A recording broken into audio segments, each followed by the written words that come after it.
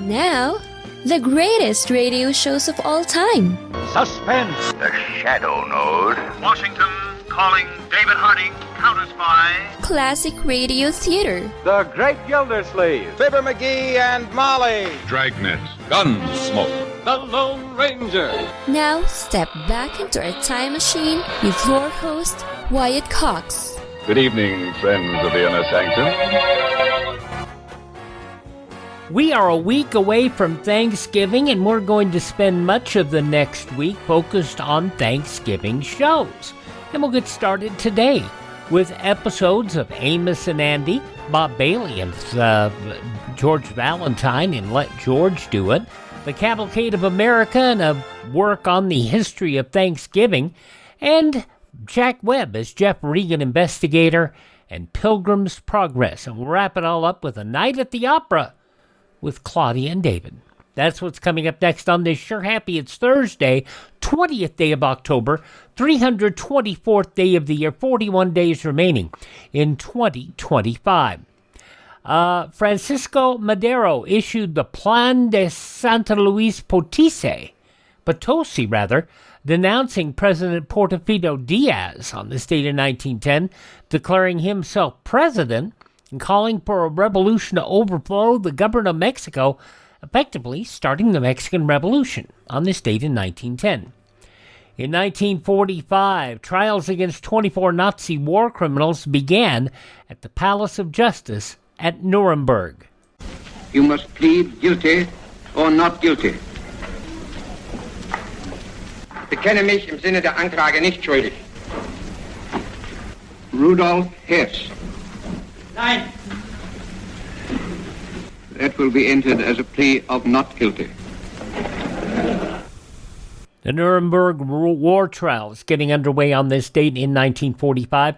In 1947, the Princess Elizabeth married Lieutenant Philip Mountbatten at Westminster Abbey in London. Forasmuch as Philip and Elizabeth Alexandra Mary have consented together in a holy wedlock, and have witnessed the same before God and this company, and thereto have given and pledged their troth either to other, and have declared the same by giving and receiving of a ring and by joining of hands, I pronounce that they be man and wife together, in the name of the Father, and of the Son, and of the Holy Ghost. Now, less than 5 years after the princess was married, her father, the king, would die unexpectedly, and she would become queen. She would serve as the head of Britain for 70 years, almost 71 years, 70 years, 214 days, and the longest-serving female head of state in world history. Now, it was on this date in 1955, Ed Sullivan got very bent out of shape, Bo Diddley becoming the first African-American performer to appear on the Ed Sullivan Show on this date in 1955.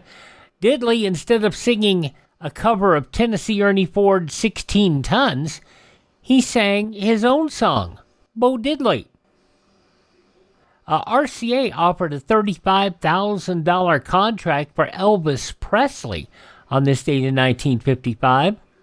That would be over $423,000 today. And it doesn't seem like much, really, when you consider what Elvis would become. The Cuban Missile Crisis ended on this date in 1962 when, in response to the Soviet Union's agreeing to remove its missiles from Cuba, President Kennedy ended the quarantine of that Caribbean nation. Cabaret opening at the Imperial Theater in New York City on this date in 1966. It would later move from the stage to the screen. The U.S. Department of Justice filed its final antitrust suit against AT&T on this date in 1974. That would lead to the breakup of AT&T and the Bell system. And I think that today it is difficult to believe to anybody that at one point in time there was one phone company, and it was AT&T. And basically, nationally, they controlled all phones, they controlled all landlines, they controlled all long distance.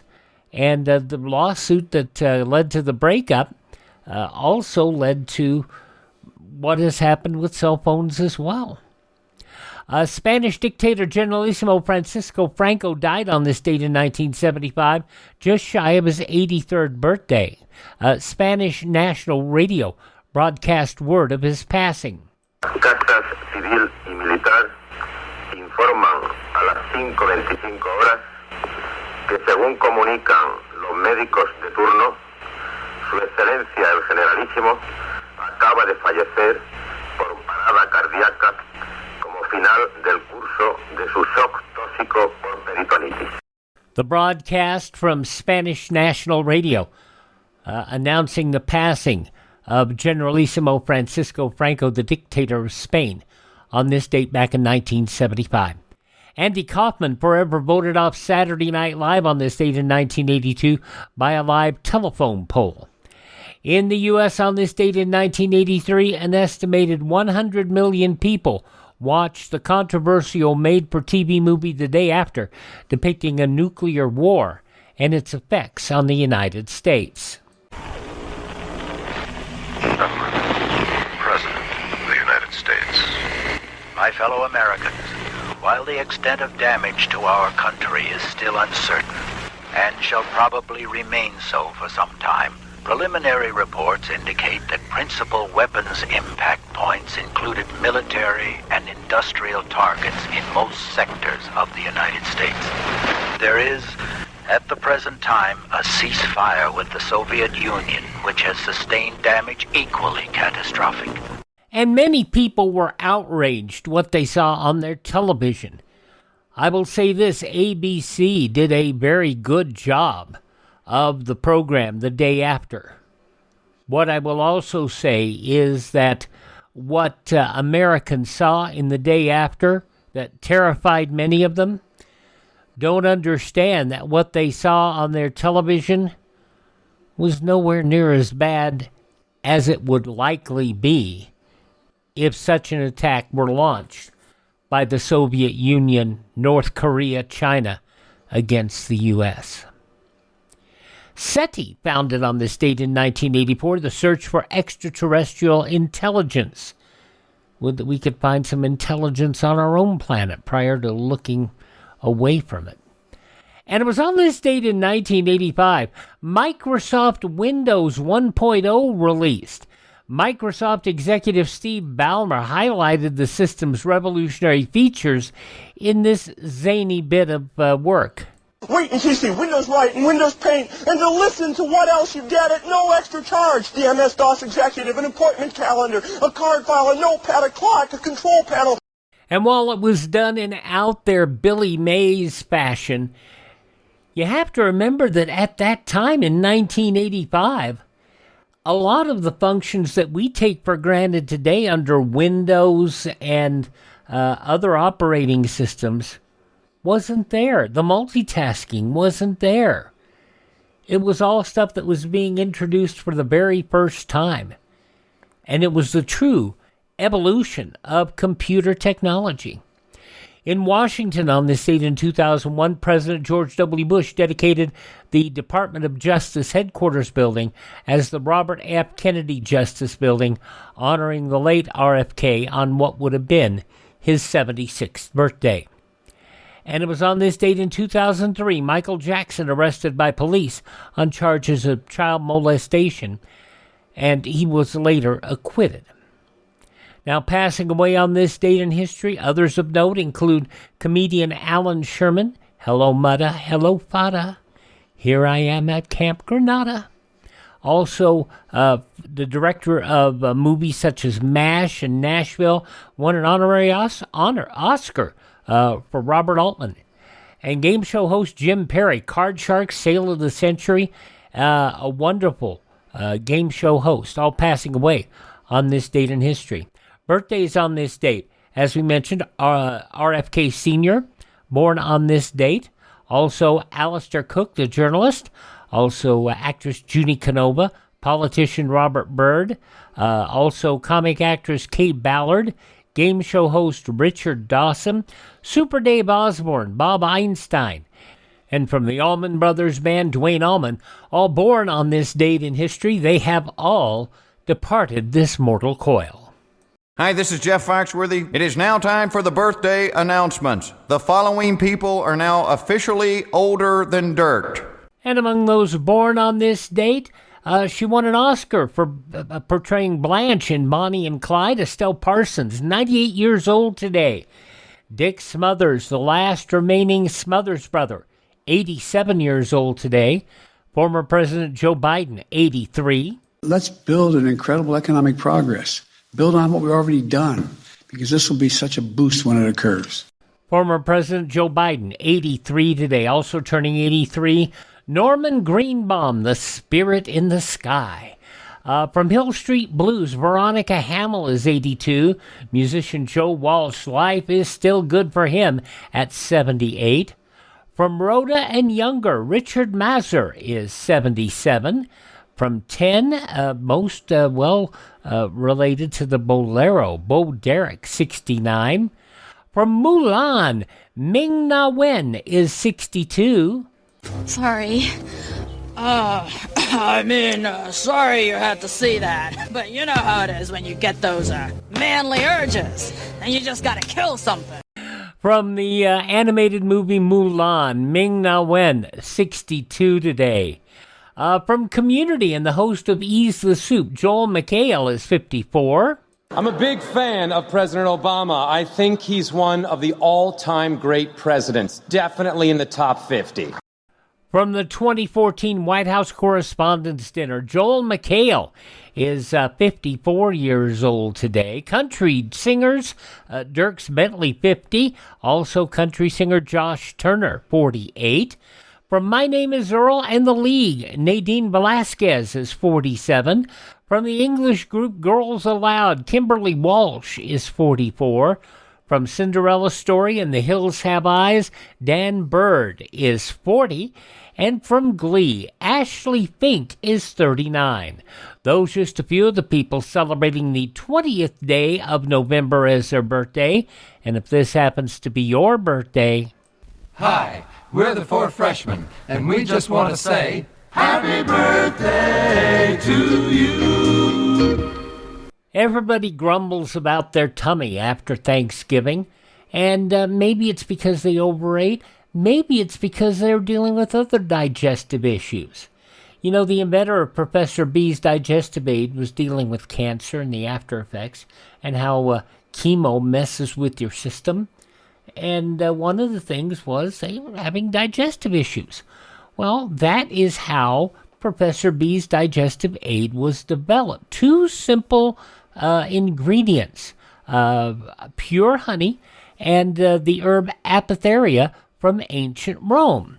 The formula supports digestive balance and well-being in the gentlest way possible without a whole bunch of artificial ingredients that you have no idea what they are.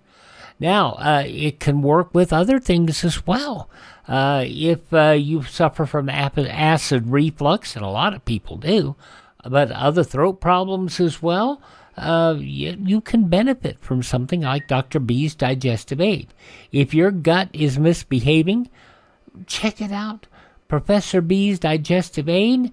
Go to profbees.com, profbees.com, and you will save 10% when you use my promo code Wyatt. And not only will you save, we will also have the support, because we receive a commission from the folks at Professor B's for each unit we sell. So, I'll tell you that up front. But I'll also tell you that if you're not satisfied, there is a 100% money-back guarantee. Check it out at profbees.com. That's profbees.com. You can also find the link in the show notes and over at classicradio.stream. Use our promo code Wyatt, W-Y-A-T-T, to save 10% and to support the podcast. Professor B's Digestive Aid. Coming up in a moment, Amos and Andy try to digest a turkey that just drops at their feet on the street.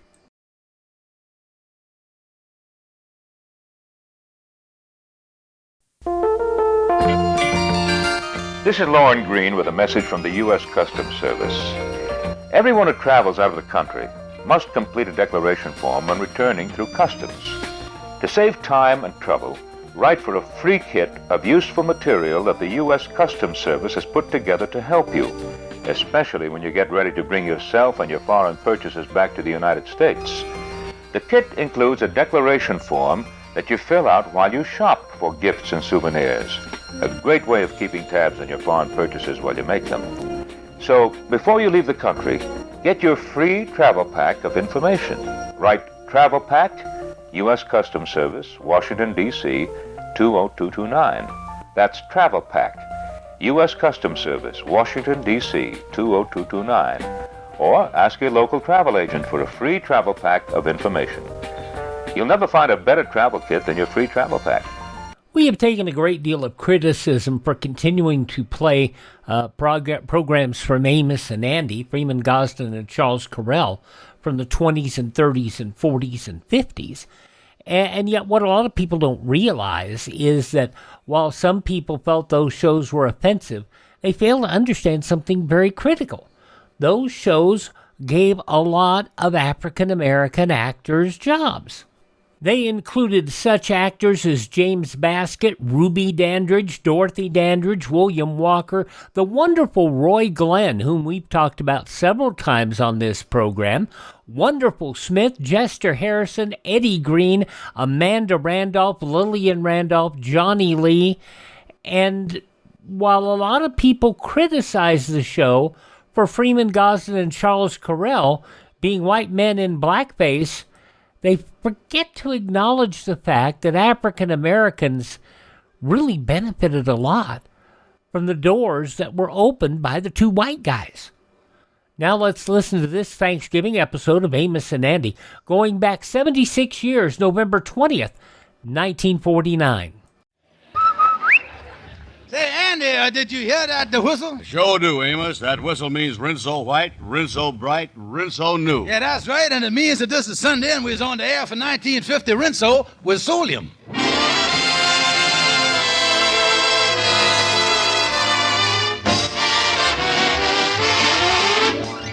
The Amos and Andy Show with Ernestine Wade, Lou Lubin, Johnny Lee, Willard Waterman, Jeff Alexander and his orchestra, and radio's all-time favorites, Amos and Andy.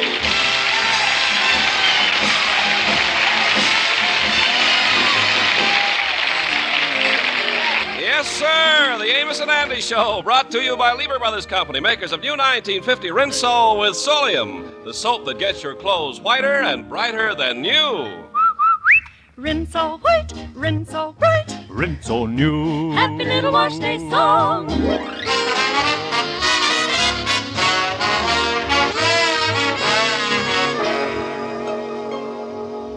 Last year at the Thanksgiving celebration at Sapphire's mother's house, George Kingfish Stevens surprised the 22 assembled relatives by getting to his feet and making the following irrevocable statement. Yes, folks, I was telling each and every one of you sweet people that 1 year from today, you was all invited to my house for a big Thanksgiving dinner. Well, another year has rolled around, and once again, the happy Thanksgiving season is here. And this morning, when Sapphire reminded the Kingfish of his invitation, he turned to his wife and said sweetly, "What, have them 22 vultures here for Thanksgiving? I won't have them. I'll commit suicide first." George Stevens, you done invited them here, and they's coming. And that's all there is to it. Well, now listen, Sapphire, we can't feed that mob of gluttons. Gluttons? Why, at Mama's house last year, they all had perfect manners. Perfect manners, huh? Why, when that food come on, they charge for the table like Notre Dame's backfield. George, you're getting all worked up over nothing. If we get a 15-pound turkey, that'll be plenty. Not if your mama's there, it won't. 15-pound turkey is just like one hors d'oeuvre to that old locust. George, you can complain all you want, but you is the one that invited my relatives. Now, what you gonna do about it? Well, maybe we can take them out to eat. Take them out to eat?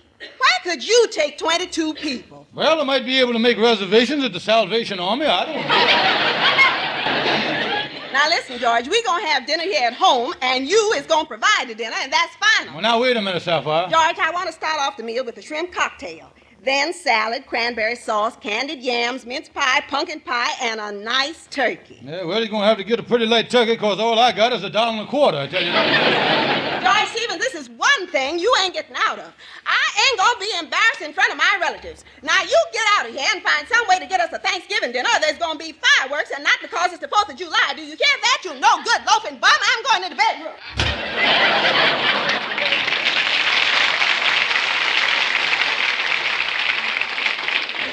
Holy smokes, why did I have to marry a woman with a Dynaflow mouth?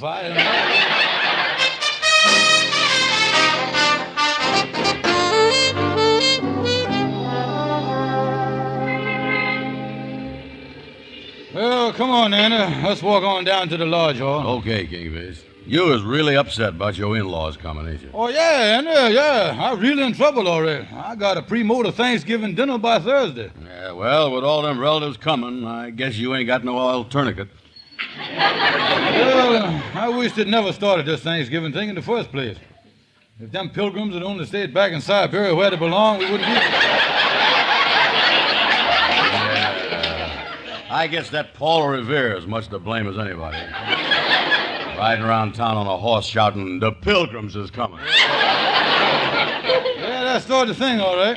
Then on Thanksgiving Day, the Pilgrims asked all the in-laws to come in, and then they went out and shot turkeys for them. Yeah. That's where they made the mistake. Yeah. They had any sense that they shot the in-laws instead. That would have been a nice custom to carry on through the years.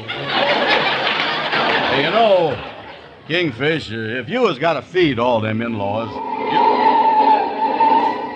Hey, did you see the way that truck skidded around the corner? Sure did. Hey, wait a minute, Anna. Now, where you going, Kingfish? A package just fell off the back of that truck. Let me get it. Yeah, go ahead, get it. What is it, Kingfish? What you got? Wait a minute, Anna. Wait a minute, there's a little hole in the wrapping paper here. Let me take a squint inside. Yeah. Andy, you won't believe what's in there. The hand of fate just slipped me a turkey. A turkey? Yeah, it's all cooked and everything. All you got to do is to heat it. Come on, Andy. Let's take it in the lodge hall here, where I'll get my bearings here. Yeah, let me see the thing. Yeah, go ahead, peek through the little hole in the bag. Yeah, it's all done up in wax paper. Look at that. Oh, look at there, boy. Yes, golden brown. Yeah, come on in the lodge hall here and let's close the door. Yeah. Well, Andy, that was a lucky break. And I can't take the turkey back because the truck went by so fast that neither one of us see the name on it to tell who the thing belongs to. You see, we can't. It was Thompson's Market. I say we can't. You got a Dynaflow mouth, too, ain't you? Listen, all I say was it was Thompson's Market. I didn't hear a word you say and stop hollering Thompson's Market at me. Couldn't nobody see nothing. The address was 487 West 135th Street. Listen, Andy. And the telephone number was Lehigh 59256. Listen, Andy, did you ever hear the old saying, speech is silver and silence is gold? Yeah, I hear that. Well, why don't you put your big mouth back on the gold standard then? All I can tell you is what I see with my own eyes. I seed the truck. You know what happened to you, don't you? What? You done seed a mirage. A mirage? What is that? Well, that's a common thing, Andy. Like when you was out on the desert. You see something there that ain't there, that's all. Well, if it ain't there, how do you see it? Well, binoculars. Yeah, I never thought of that. That's right, yeah. But it's still kind of funny that I see the truck with letters on it nearly a foot high. Yeah, funny, all right, yeah. But you say that was a mirage that skidded around that corner, huh? Sure was a big one.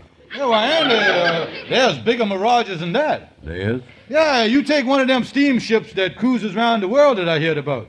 The thing docked at one of them tropical islands in the Pacific. The passengers went ashore, danced with the natives, picked bananas off the trees, ate coconuts, and spent 2 glorious weeks at the place before they found out there was no island there at all. Yeah, well, that sure make this truck mirage look like nothing. Oh, yeah, and now that I has convinced you that you didn't see what you saw, now let me figure out where I'm going to keep this turkey. I wonder if you would mind keeping it in your icebox, Andy. Well, wait a minute here. What's the matter with that refrigerator you got, Kingfish? Well, I tell you, Andy, I had a little difference of opinion with the electric company about 2 months ago, and they done severed my connections. That's what they done. Okay, then, I'll keep it for you. But, Kingfish, I still don't think you're doing the right thing keeping the turkey that don't belong to you. That's liable to start bothering your conscience. Well, then, I just convinced you that neither one of us know where it come from. Yeah, well, I know that we don't know where it come from. Yeah, well, then, what does you expect me to do? Why don't you take it back to Thompson's Barrage on 135th Street?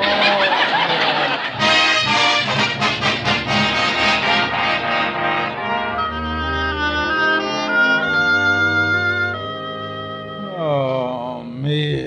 It's 3 o'clock in the morning, and I ain't had a wink of sleep yet. I don't know why I can't sleep. All my problems are solved. I got that turkey and everything. Why can't I sleep? I'll tell you why you can't sleep, George. Who that? It's me, George, your conscience. Conscience, what did you bother me for now? It's that turkey, George. You know it doesn't belong to you. It belongs to Thompson's Market. And mark my words, if you insist on keeping that turkey, you'll never be able to enjoy it. I won't be able to enjoy that turkey. Conscience, you ain't got as much sense as I thought you had. And another thing, George. It's little things like taking a turkey that doesn't belong to you that lead to bigger things.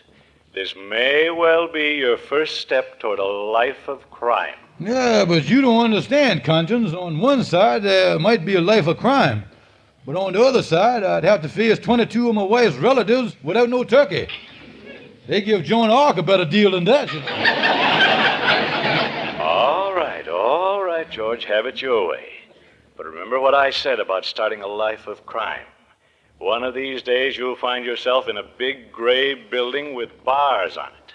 You mean they'll put me in a... Yes, and it won't be a mirage either. Oh, no.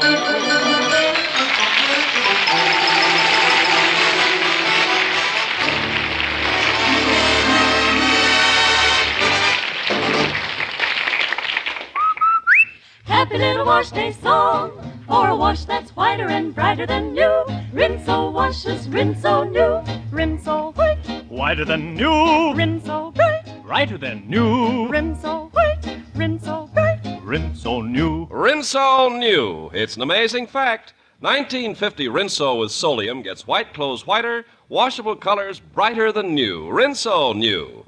Even on rainy days, Rinso puts sunshine in your wash. No other soap can make your wash so white, so bright, because no other soap contains the scientific sunlight ingredient, Solium.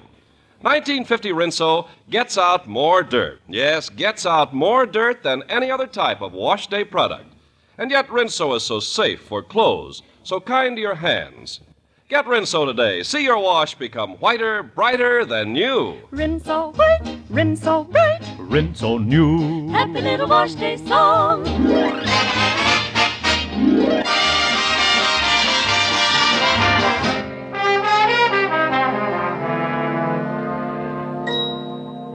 Oh, me.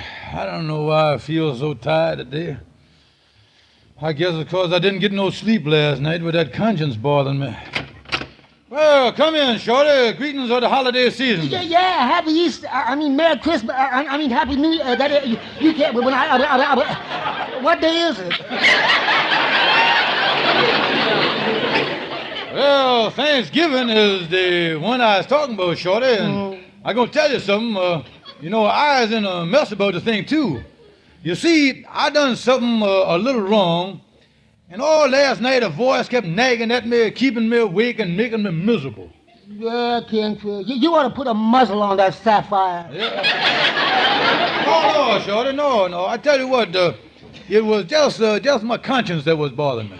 What was that bothering you for? Yeah, well, the gust of the thing is that I found a turkey, and, well, I didn't know what to do about it, so my conscience wants me to return the thing, you see. And the thing that really got me, Shorty, is that my conscience said to me that a little thing like taking a turkey, just taking one turkey now, might lead to a life of crime. You think there's any truth to that, Shorty? Oh, yeah. That's where it is in life. That's where it is in life, Kingfish. The little things lead up to bigger things. Yeah, well, just look what happened to my father. Yeah, well, what happened to that? One day, Papa, he went into a market, and while the clerk wasn't looking, he took a can of sardines. And the next day, he took a jar of pickles. And from there, he went on to take him Swiss cheese, liverwurst, salami, smoked tongue, and whole ham. Holy smokes! He took all that stuff. What finally happened to him? Oh, well, he went to the police. He gave himself up to the detail. He decided to come clean with that. He opened the delicatessen.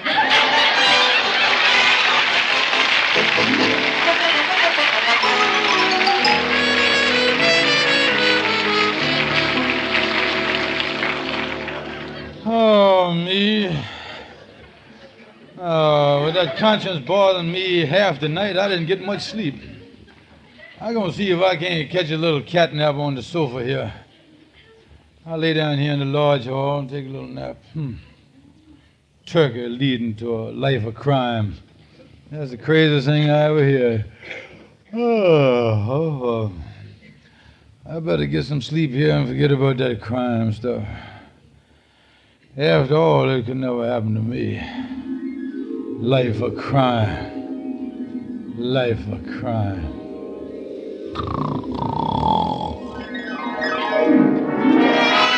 Calling all cars, pick up George Stevens for turkey snatching.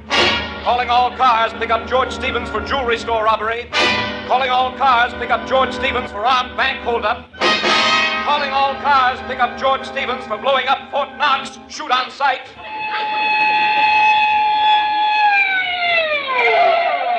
All right, Stevens, come out of that alley. We got you covered. I ain't coming out. You'll never take me. I won't confess. I won't confess.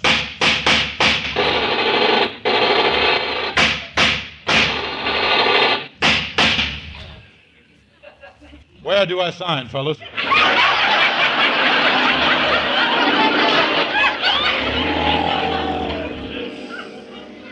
Gentlemen of the jury, you have reached a verdict in the case of the state of New York versus Mad Dog Stevens.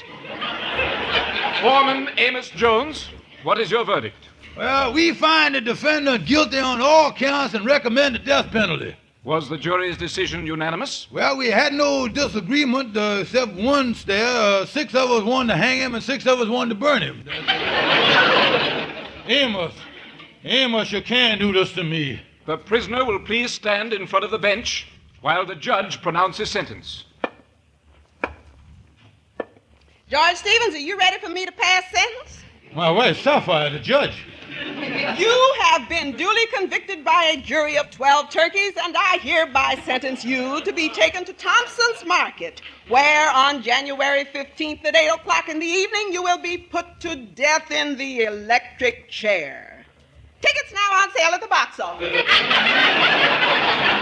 Oh, no, Sapphire. Not the chair, not the chair.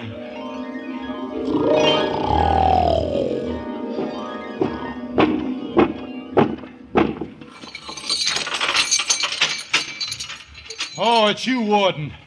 Don't just stand there. Say something to me. Hello? Andy, you the warden. Yeah, what about it? Andy, you gotta help me. Look, they ain't fooling.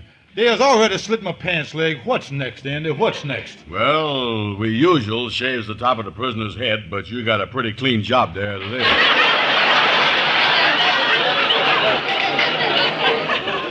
Warden, ain't there nothing you can do for me? Well, I got a little surprise for you, Mad Dog. I was going to give you the juice at 8 o'clock, but I got you an hour's stay of execution. Yeah, well, that's some hope. What did I get to stay for? Well, I'm going to watch television tonight, and I don't want the tube to go dim during Arthur Godfrey. Oh, me. Why did I ever start off by taking the turkey? Well, it's too late now, and I got to run along, too. I got to speak to the reporters that's going to cover the thing for the papers. Yeah, what is you going to speak to them about? Oh, I'm going to tell them to control their laughing and giggling during the festivities. All right, guard, you can bring in the prisoner's last meal. Oh, me, my last meal. What is it, guard? Well, it's going to be pork and it's going to be prime, nice baked Virginia, roast turkey with Thompson dressing.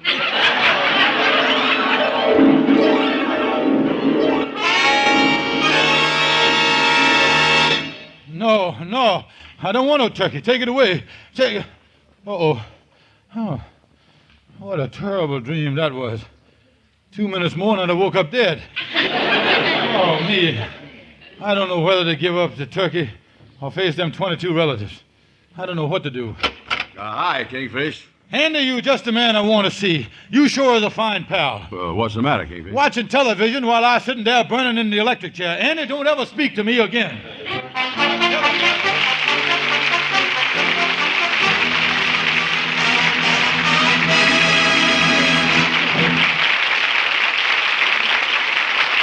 This is Ken Carpenter. You know, friends, I'm not easily amazed, but here's something that never fails to impress me. A wash done with new 1950 Rinso turns out not just whiter, but whiter than new, and washable colors brighter than new, because only Rinso contains Solium. Now, it's a proven fact that no other soap can get your wash so white or colors so bright. Your clothes turn out Rinso new. Why, you know, even on rainy days, even if you have to dry your wash indoors, wonderful Rinso with Solium puts sunshine in your wash. 1950 Rinso gets out more dirt than any other type of wash day product. Yet Rinso is so safe for clothes, so kind to your hands. You better stop in at the store and get the economical giant size of new 1950 Rinso with Solium. And then see for yourself what an amazingly beautiful wash new Rinso gives you.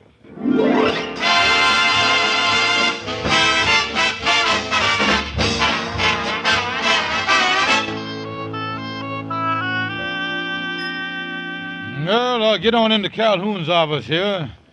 I gotta do something about that turkey. I couldn't stand no more of them awful dreams. Hello there, Calhoun. Be with you in a minute, Kingfish. I'm just dictating a letter here to my secretary. And so, gentlemen, if you will take care of this matter referred to above, I'm sure we can come to terms which will be mutually satisfactory. Yours very truly, Algonquin J. Calhoun. Wait a minute, Calhoun. Who is you dictating this letter to? Ain't nobody here but the two of us. Well, I'll be doggone. I keep forgetting that gal quit this morning. Calhoun, the reason I come to see you, I really in a dilemma here today. What's it about, Kingfish? Yeah, well, now look, I found a turkey that didn't belong to me, and my conscience is telling me to take it back. So on one side, I got my conscience bothering me, and on the other side, I got a 15-pound turkey. Now, what would you do in a spot like that with a turkey? Set the oven at 470 degrees and baste it every hour. But you see, my conscience won't let me do it. Well, tell me this. Does you know who really owned the turkey? Well, I guess I does if I forces myself. Thompson's Market. Well, the only thing I can see for you to do Kingfish, is to raise the money and then pay Thompson. Yeah, but who I gonna raise the money from? That's the problem. Well, Andy Brown is your best friend, ain't he? Yeah, he the best friend I got. Well, what good is a friend if you can't jip him? Yeah, that's right. That's what I'll do. I'll figure out some way to get the money from Andy. Well, if I don't see you for the next few days, Kingfish, I hope you have a very happy Thanksgiving. Yeah, thank you. Where are you eating Thanksgiving, Calhoun? Well, you see, every Thanksgiving for the past 3 years, I've been taking the turkey up to my gal friend's house. Yeah, boy, she really loves it. She always so grateful when I bring the turkey that she throws her arms around me and we smooch for an hour. Oh, is that right? Yeah, but you know something? I got a faint suspicion that gal is cheating on me. What you mean? I looked in the icebox last night and there was 18 turkeys.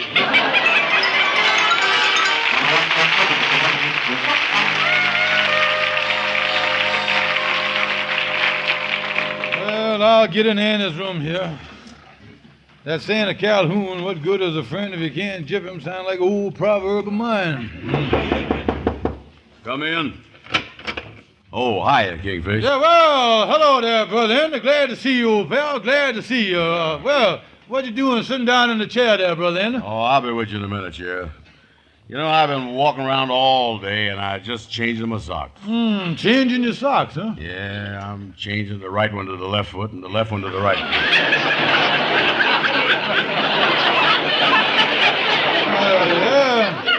Yeah, I guess That's good, all right. Rotating the socks is a good idea. Yeah, then the hole don't always come up on the big toe, do it? Yeah, what you doing? You come up here to get your turkey out of my icebox? Not yet, Andy, old pal, my friend. I just come up here to cheer you up, poor lonesome boy. To cheer me up? Yeah, let me put my arm around you here. I love you, Andy. Yeah, I know. Hey, you know, me and Sapphire was talking about you this morning. Mm-hmm. Talk about how sad it is that you got to spend this gay holiday season all by yourself. You know, I got all choked up about it, Andy. You did, huh? Oh, yeah. I blubbered so much at breakfast, I cried right in my plate. Oh, yeah, my tears filled up all them little squares in my waffle I was eating. I tell you, it's a sad thing, Andy. You being all alone in this miserable room here. Yeah, what is you driving at, Kingfish? Well, Andy, I was extenuating you an invitation to have Thanksgiving dinner with us. No fooling. You mean you want me to come up to your place for Thanksgiving dinner? Yes, Andy. I was inviting you in consideration of our long friendship, our lifelong association, and a small sum of $15. Yeah. $15? Mm-hmm. You know, Kingfish, when you start slapping me on the back, sooner or later your hand always slips down to my wallet. Well, now, wait a minute, Andy. Think of what you're getting for your money. That $15 entitles you to a turkey, cranberry sauce, all the fixing, plus the love and affection of 22 genuine relatives. That's what you get. The love and affection of 22 relatives. Yeah, that's right. Or they'll maul all over you just like you was one of the family, yes, sir. Yeah, not only that, Andy, but your $15 entitles you to a ringside seat for the carving, too. Ringside seat? That's right, Andy. You'll be right up there with the breast and the second joint set. Not back in the bleachers with the stuffing and gravy crowd. I tell you, Kingfish, I'd like to come, but tell you the truth, I only got a couple of dollars to tide me over the holidays. Only got $2? Yeah, that's all. Well, you wouldn't enjoy it anyway, Andy. I tell you what, you just bring the turkey by 1 o'clock on Thursday, come to the back door, and then be on your way. Yeah, but wait a minute, Kingfish. What is I going to do for Thanksgiving? I ain't got no place to go. Well, the best thing for you to do is drop down to the mission. You liable to run into some other penniless bum down there, and the two of you can be thankful together. See you later. Happy Thanksgiving, Andy.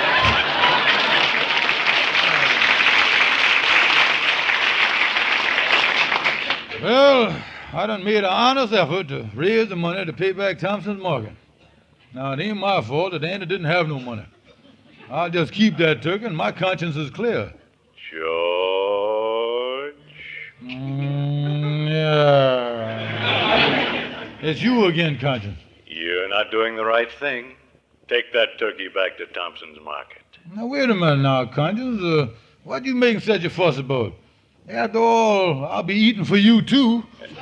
No, George. No, you've got to listen to me. Well, now, listen. I'm going to do what I want to do. All right, George, but mark my words. You'll never be able to enjoy that turkey. You'll never enjoy it. What did that Conscience know? Anyway, I was in the clear. Even if Thompson didn't miss the turkey, ain't nobody going to find out I had it. When them 22 relatives get through with that bird, there ain't even going to be no caucus delecti. I know that.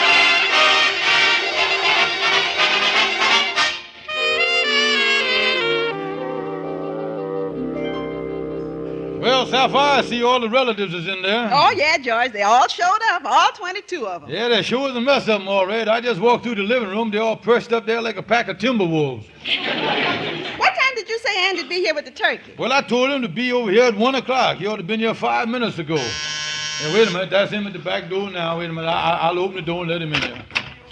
Oh, Brother Andy. Hi, Kingfish. Hi. Yeah, well, I see you got the turkey there. And my conscience said that I ain't going to enjoy this thing. Now, give me that turkey, Andy. You get on down to the mission before they run out of beans, Andy. You know something, Kingfish? I've been thinking. The other day when you found this turkey, you say that truck that fell off was just a mirage? Yeah, that's right, Andy. Mirages is a common thing, all right. There certainly is. And you've got another mirage on your hands. What you mean, Andy? Well, this ain't no real turkey. This is one of them plastic jobs the market decorates the window with. Happy Thanksgiving.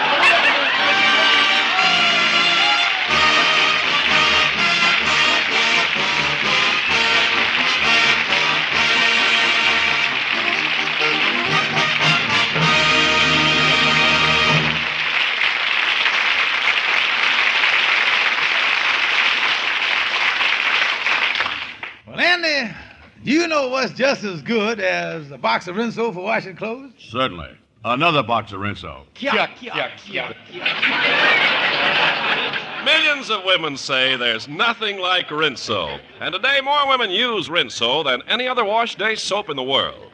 1950 Rinso with Solium actually gets your white clothes whiter than new and washable colors brighter than new. Your wash is Rinso New. Rinso is great for dishes, too. It makes the hardest part of dishwashing easier. Pots and pans really shine. Get the economical giant size Rinso with a red Solium label. Good night, folks. See you next Sunday. Be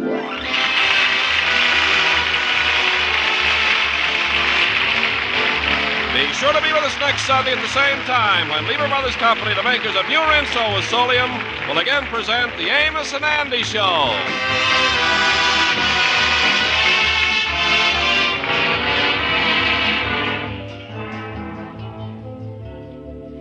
Lifebuoy Get Skin Cleaner gives you longer all-over protection after your daily bath. Remember, there's not just one or two, but 13 areas of the skin where doctors have found BO. Lifebuoy protects you all over, gives you top 24-hour security. Get Lifebuoy right away.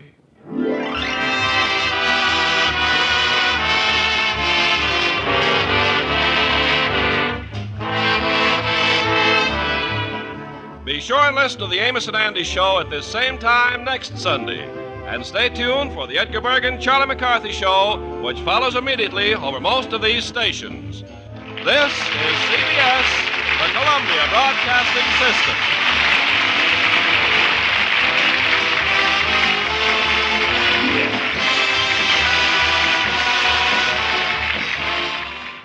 "76 years ago, November 20th, 1949, Amos and Andy here on Classic Radio Theater with Wyatt Cox. Let's go back 75 years, November 20th, 1950, for a Thanksgiving episode of Bob Bailey as George Valentine in Let George Do It. That's next.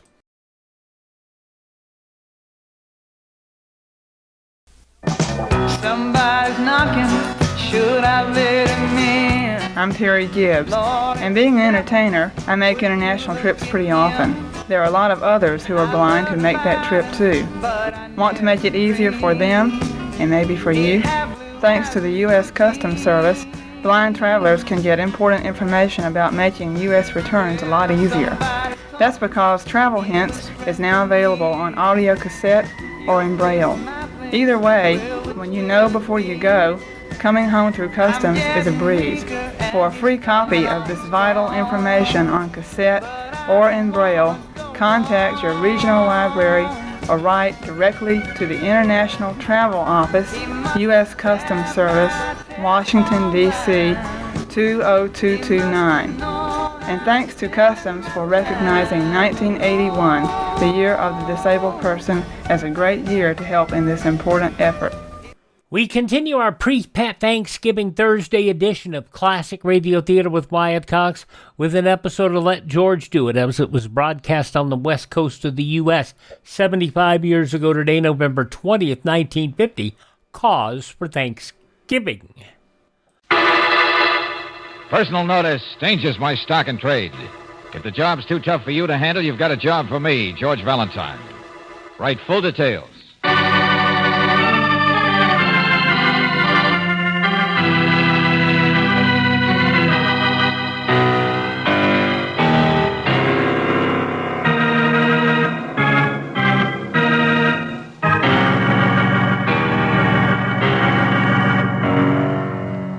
Standard Oil Company of California, on behalf of independent Chevron gas stations and Standard stations throughout the West, invites you to Let George Do It.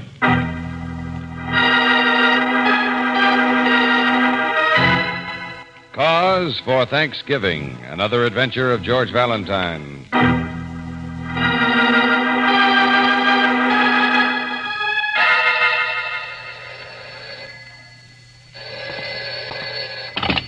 Hello? Dear Mr. Valentine. What? Hello? Quiet. I'm 10 years old. Lieutenant Riley, is that you? Well, it's not Tom Turkey. Listen, my friend. You sure it's not? What's that 10-year-old stuff? Hey, you been jumping the gun on the cranberry sauce? All right. I'll say it straight. I'm phoning on behalf of a little boy 10 years old. Well, that's better. No, it's not. It's worse. Said little boy could no more write you a letter than he could hope to choke. I doubt if he can write. What's the matter? He can't talk either. Huh? You heard me. I said he can't talk. Oh, I don't mean there's anything wrong with him, or maybe there is. I don't know, but... Look, Valentine, get over here, will you, right away to my house? Well, sure. But I warn you, friend, this little boy never heard of Thanksgiving. If you're going to help him, you'd better bring your brass knuckles.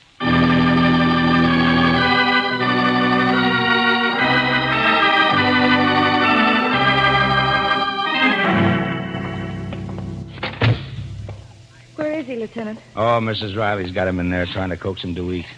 But the only time he'll take a bite is when she's turned her back. Oh, is he? Where'd you get him? One of the boys in my department picked him up early this morning at 3 a.m. on the waterfront, the warehouse lane. Oh, I see.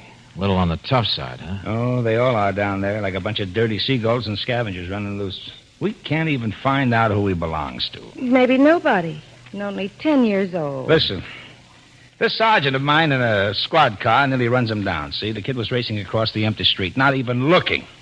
Well, Mike gets out to help, naturally. The kid wasn't hurt, but he swung on him. He tried to get away, scared to death, and clawed and scratched. And then Mike realized the kid wasn't talking. Not a sound. Now, that's the part I don't get. Clear it up, will you, Riley? Well, Mike couldn't even find out where he lived, so he brought him in. My friends, that boy hasn't spoken one single solitary word since. Hardly a noise out of him. Oh, except maybe to cry a little. Only he stops that when you look at him. But, Lieutenant, he's probably a mute. Oh, 2 doctors were out from juvenile hall to look at him. One of them said the kid's faking, but they both agree there's nothing wrong with his vocal cords. What's the other doctor say? Psychic shock. Oh, you mean he can't talk because of something that happened to him? Well, they're not sure. They say it'll take time to be sure. I've arranged for the hall to take him over to try to find his family, if there is one, to feed him and... But that takes time, like you say, days, weeks. Now you get it, pal, and the doc says it'll help him a lot better if we could work fast. Because the most likely thing is that last night he saw something. Was mixed up in something that scared the blue blazes out of him, and he was running away. A little before 3 a.m. last night, huh? Saw something. Yeah, but what? Nothing happened down there. Nothing was reported. My department can't just go bursting into a... Huh? Well, hello there, Sonny. Hello. You finally ate something, did you? Such big eyes. He listens, but he doesn't listen. Yeah. Come on in here, son. Come on. These are friends of mine, see? Ah, now, wait a minute. Don't jump like that. I'm not going to bite you. Come on in here and... Skip it, Riley. What time is it? Huh? 1:45, George. Oh, good. Hey, look, kid, how about coming with me? I've got an extra ticket to the big football game. Well, I'll get you to meet Big Mike Miralewski, the All-American. Maybe you can even sit on the bench with the team, huh? George, he's just more frightened. He's crying. You see? You can't get him interested in anything. But a boy in a football game, I think the doctors are... Oh, it's Thanksgiving.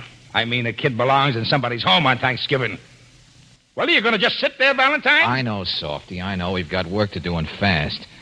Come on, Brooksy, take the kid's hand. We're going to go straight at this, at the waterfront.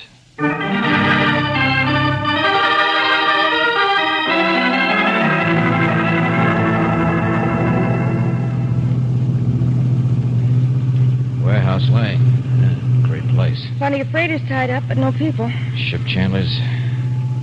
Hey, you must have spent some time around there, haven't you, kid? How about the candy store? You're wasting your time, George. It just seems to get more and more tense. Yeah. Well, this is where he was picked up, right here. Oh, relax, honey. Don't just sit there Running and look... from right to left, so he must have come from this way. Okay, let's move on a little. Cobblestones by the empty warehouse, huh? George, look at him. It's this direction, all right. George, look out for that boy in the street. He's driving on the right side of the street, jerk nose. Oh, lovely neighborhood. I wonder if that boy would know anything about our friend here. Hey, that's an idea. Wait a second. Hey, you, Shorty. Oh, you want to argue about it? Yeah, jerk nose. Come here, you. Hey, let go of me. Hey, Shorty. Shorty, wait. George, come here. I'm having an awful time. Hold Oh, look, kid. Kid, stop it, will you? He wants to run, too, George. Yeah, now easy. That's better. Yeah, he'll get away from us if I try to catch up with that Shorty. Look, Brooksy, look. There's a settlement house over there at Murphy's. You know him. Take the kid over there and wait for me, will you? Sure, George. Maybe they'll know something about it. I doubt it. 3 a.m. last night. The farther out there on the pier is where it happened, whatever it was. So me, I'm going to take it on foot by myself.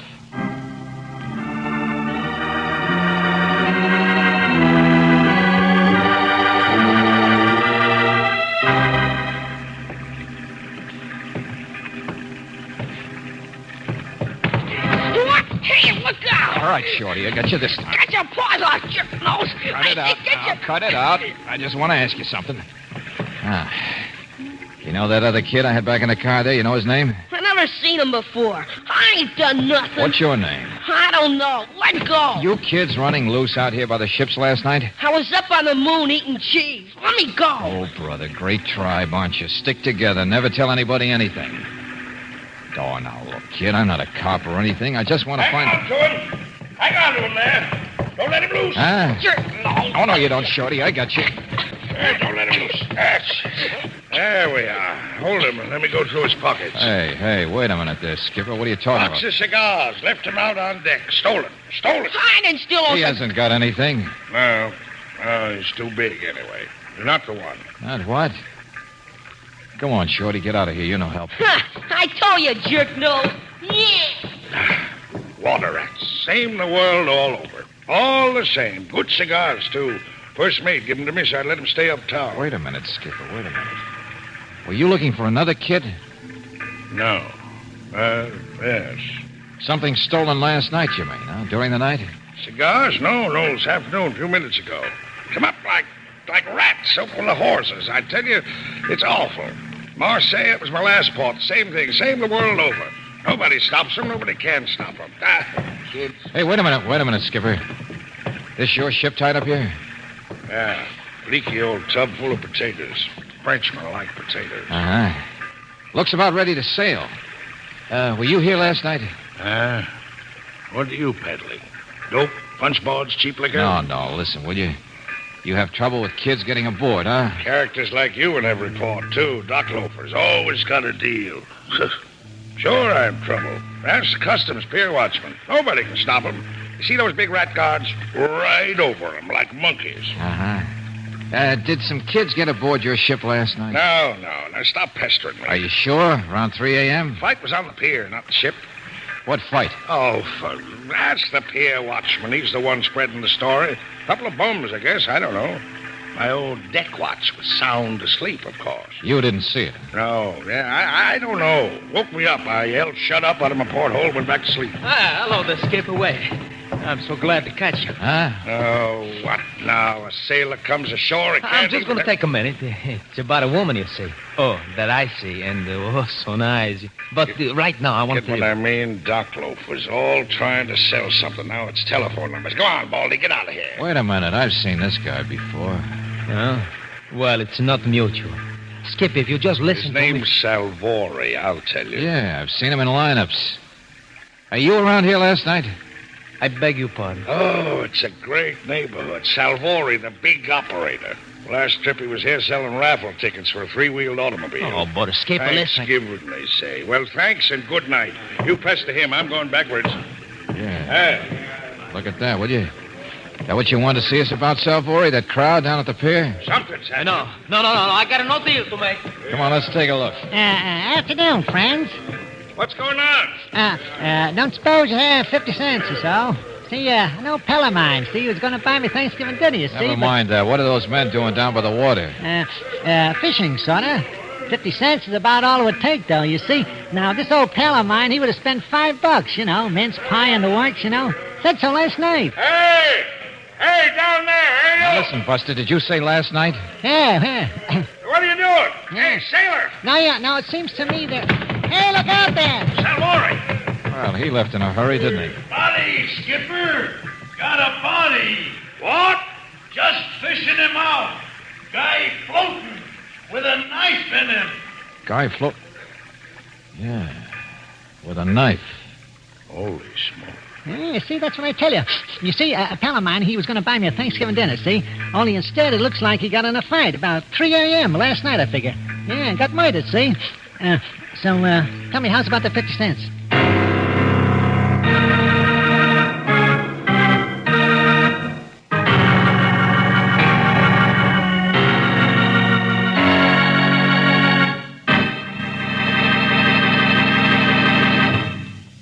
return to tonight's adventure of George Valentine in just a moment. When new RPM motor oil was developed in the laboratory, it was subjected to the most rigidly controlled tests that modern research could devise, and it proved tops, the oil that doubles engine life between major overhauls due to lubrication. The next question was, would it live up to these tests in your car? Tonight, you'll hear the answer from the crews of 2 actual test cars in the heart of downtown San Francisco. Following is a special transcription made during the road test period. We switch you to test unit number 1 and research supervisor Carl Watson in San Francisco. We are making rather slow progress heading west along Market Street. Test unit number 2 is behind us in the traffic. We're driving under the same kind of stop-and-go conditions that you do, the toughest kind on engine wear. It's our job to see if new RPM will back up our laboratory findings. I'll switch you now to research engineer Bob Burchell in unit number 2. He'll tell you about these special cars and the data we are recording from the instruments. Go ahead, Bob. This is Bob Burchell. The engines in this test car and test unit number 1 ahead of us are both equipped with irradiated piston rings, just like those in our laboratory test engine. They also have Geiger counters attached so that we can hear and record wear as it actually takes place.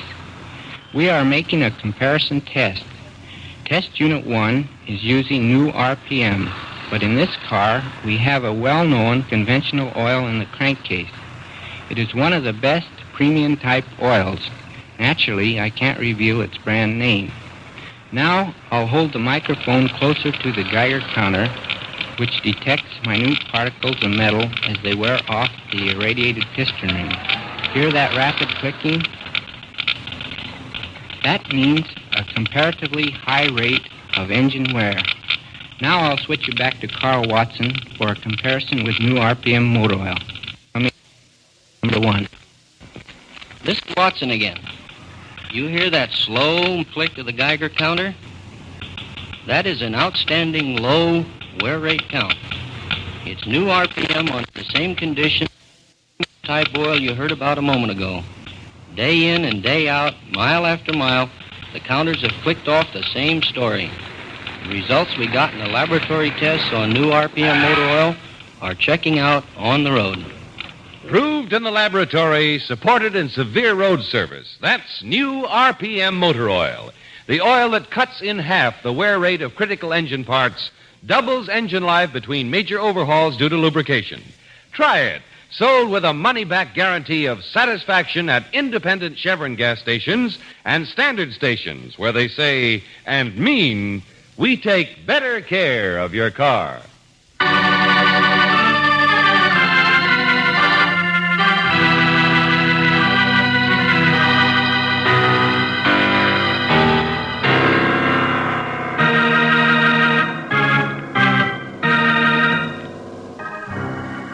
Now, back to tonight's adventure of George Valentine, a boy 10 years old who's been scared to death, who either can't or won't talk. Well, if your name is George Valentine, you begin to understand the reason when you see the neighborhood in which he was picked up by the police. You understand a good deal more when you see that the body of a man has been fished out of the water off the pier. Yes, now it's certainly a case for Lieutenant Riley. Oh, but what a case. They don't get solved around here, my friend. They just happen. Okay, Riley. Did your boys pick up that bum, the guy who sniffed? Oh, he won't know anything. Nobody does. The name of the corpse is Lefty Sims. Well, you seem to know something. Well, everybody knew him. He's a common thief, that's all. Few big jobs, but nothing to steal down here. He usually worked the city. This wasn't his territory. Your doc says the time's about right. Been dead since last night, around 3 or 4, maybe. Killed and then tossed in the water. What about the pier watchman? He covers 5 warehouses. How could he see anything? And everybody off duty for the holiday. Hey, wait a minute. Huh? Riley, what's this stuff? Where the fight happened? It's a spot of blood, I figure. No, look closer. Powder. Little pieces of broken glass. What? Hey, here's some more of it. Yeah. Oh, Doctor. Huh? Yeah, Doc, come over here, will you? Yeah, sure, Lieutenant. You thinking what I am, Riley? Yeah. What is it? Here, take a look. White powder. And on a pier where boats... No, it's not. Huh? Talking about dope, aren't you? Yeah. No, I don't think so. False alarm, huh, Doc? Well, it might explain why there was a fight, what was going on out here. Something of value. Yes, of course. Smuggling, you think, huh? Peddling, or... Yes, I'll do the thinking, Doc. You just tell me. Myosin, perhaps. Something like that. I can run a test. It's valuable. Didn't I say that? Drug of some kind. Cure people instead of making them sick. Worth a lot more than dope, too. Easier to market. Yeah, same thing. Only more in the big time. Did that watchman say there were any kids on the pier last night? Valentine, I'm trying to get the doc here to talk English. Did the watchman see any kids? No. Okay, so long.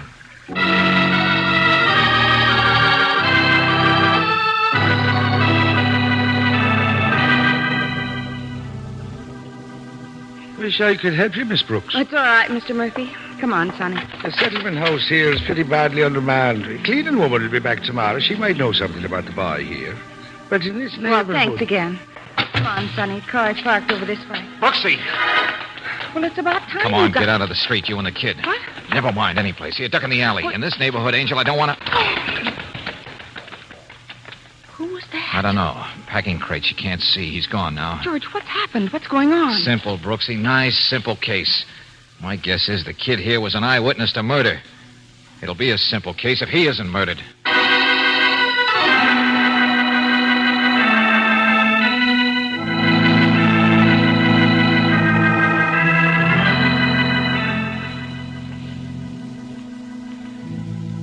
Oh, kid, please talk. Please tell me, will you? What did you see last night? Look, nobody's going to hurt you. I won't let him. But you must have seen things like this plenty of times before, kid. I don't mean murder, but you grew up in a tough place. And you're not going to do anybody any good if you just... Yes, he just cries. George, I'm taking him home. You can solve your own fancy waterfront murders. Okay, I'll leave him alone. But which one are you covering for, kid? Only a few men around that pier last night. Which one is that important to you? All right, maybe you've given me the answer at that, without talking.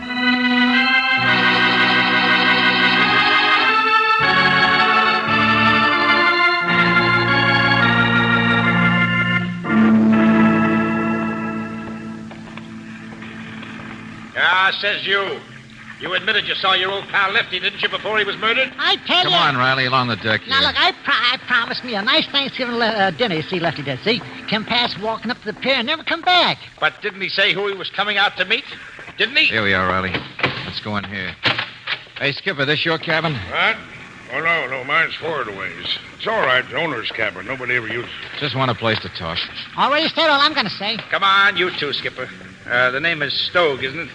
Yeah. Well, wait a minute. Here's the other one. Bring him in here, Sergeant. Let go, man. Let go. Mr. Salvori. Now I have to stand rats on my ship, eh? Picked him up in the neighborhood, Skipper. That's all for now, Sergeant. What about the kid, Valentine? Oh, he's all right, Riley. I left him in my car out on the street.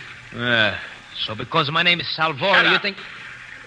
You were around here last night, too, weren't you? Always around. Test stock loafers with deals. Yeah, but don't try to cover up so much, Skipper. What? Now, listen, all of you.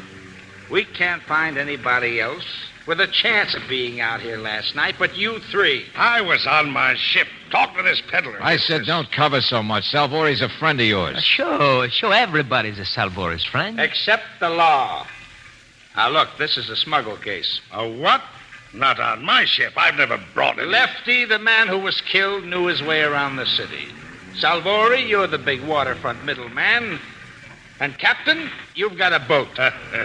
See what I mean? Cops, they got brains. Enough to spot an ideal setup for smuggling.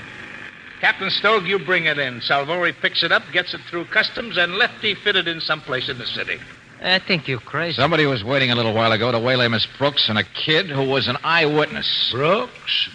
Skipper, you're too fat to run down an alley like he did. Sure, I heard his steps. Sniffy just shuffles. So tag, Salvori, you're it. Because now I know why you ran the first time when we saw the body. It's what proves you guys work together. No, I know you're crazy. Because on the pier earlier, you came up yelling to the skipper something about a woman. Well, the woman must have been Miss Brooks. You'd seen her with a boy. The witness the two of you have been trying to find. Sure, Skipper, you were looking for boys when I first met you, too, weren't you? My cigars. That's all, my cigars. Never mind, Salvori. The kid out there is going to give us the whole story, and a lot straighter than you ever would. Because I finally figured out his whole story. I never been mixed up in no smuggle. Sure, and never in a fight or used a knife. Why did you do it? Lefty try a double cross on you, too? You're under arrest for murder, Salvori. Come on, I'll take him out for you, Riley. Let go. You take the other two. But I'm not mixed up in this. Material witness and accessory for you, Captain. No, please, no. Come on, out the door. Meet you on the pier, Riley. Hey, you, Salvori, wait a second. Nobody's going to arrest Salvori! Grab him, you idiot! Hold it! Come on, there he goes, down the plank. Yeah, headed farther up on the pier, up toward the warehouse. Salvori! Do you think the sergeant saw him? Yeah, sure. He'll get him all right. Well, that was a nice act. Yeah, good idea. Now, come on. Car's back the other way. Yeah. Hey, did you notice that empty cabin on the ship? Yeah. Grease stains on the pillow? Yeah, empty, huh? I'll bet Salvori's even been traveling with the skipper. Sure, it's a smuggling ring, all right. Still confused, aren't you, Riley? Huh? Oh, it was originally a smuggle, sure. Never mind. You'll never prove anything on this bunch unless you catch him in the act. And, Riley, we're going to do just that.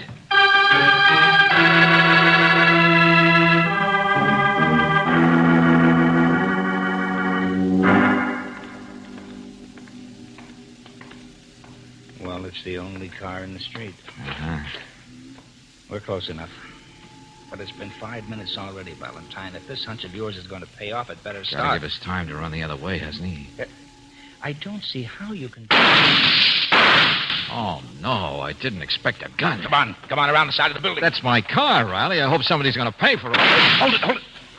There he is. You're wasting your time, Skipper. The car's empty.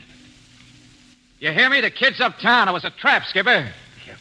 Be careful. He's got the corner of the building there to duck behind. The only one who'd stick his neck into our trap is the one who did the stabbing, right? The one who has to get rid of the kid, the witness. So we don't even need to ask the kid now, do we? Look out! I got him.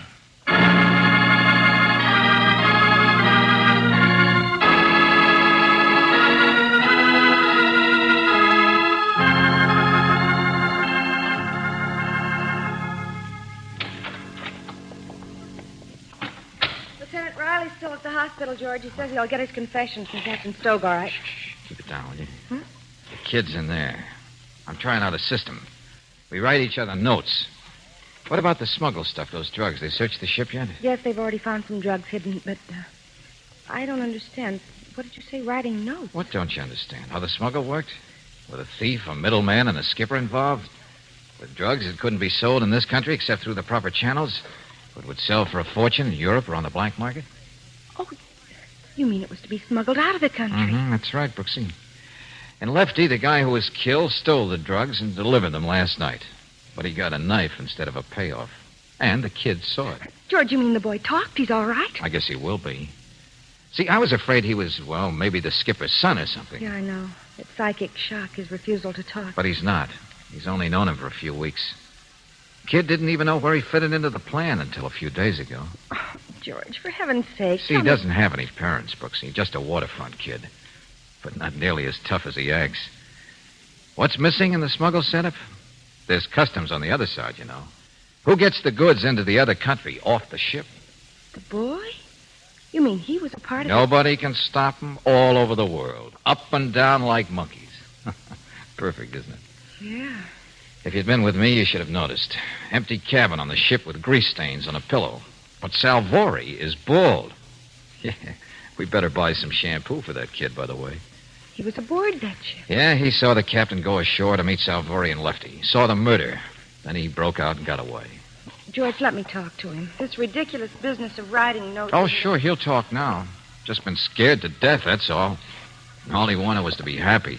He was expecting to be happier than he'd ever been before. George, if you don't stop playing clairvoyant... Well, the captain's the only one who could have brought the kid. Therefore, made him afraid, made him run ashore. Therefore, Brooksy, the skipper was it. Well, don't you remember how the kid reacted when I asked him to go to a football game? Just puzzled? George, he is writing. Sure he is. Gives me more time to look the words up in the dictionary. I know, mademoiselle. Oh! Sure, Angel. That's why I wouldn't talk before. He wants to stay in this country. Afraid we'd find him out. He's from Marseille. He's French. Oui, Marseille. Mais j'aime l'Amérique. Et monsieur, il dit que... Hey! French. Here, give me the pencil and the dictionary. You think you could stand a turkey dinner, George? Turkey? Oui. You see? One language. I guess it is Thanksgiving, isn't it? And now we got a pilgrim on our hands, Angel. A hungry little pilgrim.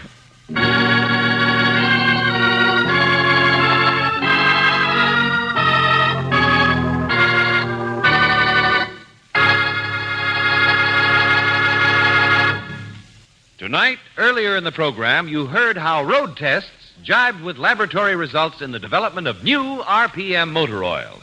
You have been taken step by step along the path followed by our scientists in bringing you this new oil years ahead of its time. From the first survey to determine what the ideal motor oil should be, through the ultimate proof in an automobile engine, you've heard the new RPM story firsthand. Now discover it yourself, firsthand. It's sold with a money-back guarantee of satisfaction at standard stations and independent Chevron gas stations, where they say and mean, we take better care of your car.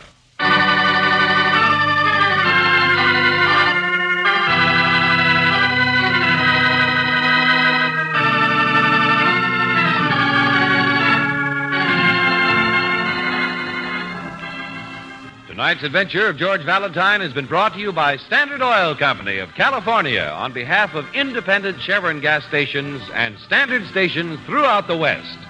Robert Bailey is starred as George with Virginia Gregg as Brooksy. Let George Do It is written by David Victor and Jackson Gillis and directed by Don Clark. Wally Mayer is Lieutenant Riley. Alan Reed was heard as Stogue. Dick Ryan as Sniffy. Anthony Barrett as Salvori. Jeffrey Silver as Shorty. And Stephen Chase as the Doctor. The music is composed and presented by Eddie Dunstetter. Your announcer, John Heaston. Listen again next week, same time, same station, to Let George Do It.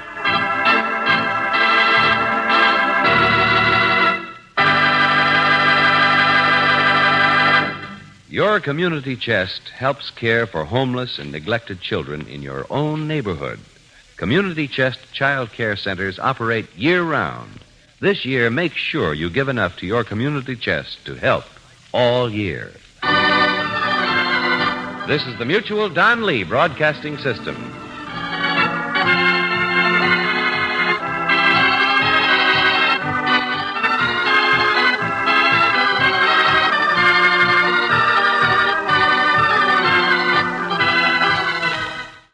Broadcast on the west coast of the U.S. on this date 75 years ago, November 20th, 1950. Let George Do It here on Classic Radio Theater with Wyatt Cox. We'll wrap up this week on Friday with more Thanksgiving shows from Lum and Abner, Maxwell House Coffee Time, Jack Benny, and Willard Waterman as the Great Gildersleeve. On Saturday, a pair of shows featuring the original Gildersleeve, Harold Perry. We'll have a 1942 Gildersleeve show and the 1950 Harold Perry show. When he left NBC to go to CBS, CBS thought that he would bring Kraft and the Great Gildersleeve with him. Kraft said, nope, we're staying at NBC. And they got Willard Waterman to be Gildersleeve. So we'll hear those two shows. We'll also hear Dr. Christian, starring Gene Hersholt, in the Prelude to Thanksgiving, and Tarzan in the story of African Christmas. Then on Sunday and Monday, we'll have 2 episodes of The Good News Show. Good News of 1940 from 1938. Here come the Pilgrims, the Aldrich family, and Jack Benny on Sunday. And then on Monday, Good News of 1939 from 1938. A 1950 edition of Sam Spade starring Steve Dunn, and Point Sublime starring Cliff Arquette and Mel Blanc. Then on Tuesday, Bud Abbott and Lou Costello, the Hallmark Playhouse, Martha Scott and Jack Kirkwood in Free Land, and the new Edgar Bergen Hour with Charlie McCarthy. Then on Wednesday, we will have Father Knows Best, Jimmy Durante, Fibber and Molly, and Jack Benny. And on Thursday, Thanksgiving Day, It is a sad day as classic radio left Hollywood for New York City on that date, with episodes of Suspense, Have Gun, Will Travel, and yours truly, Johnny Dollar, along with a Thanksgiving edition of Casey Crime Photographer. That's all coming up a week from today, here on Thanksgiving Day on Classic Radio Theater with Wyatt Cox.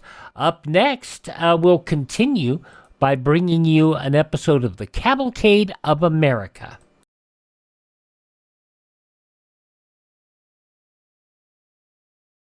Aunt Cora, I'd like you to meet my fiancé. I've heard so much about you from Harold, Aunt Cora. You're his favorite aunt. Suppose he also mentioned I was his richest aunt. Aunt Cora, please. Never mind. So you saved enough money to get married, have you, Harold?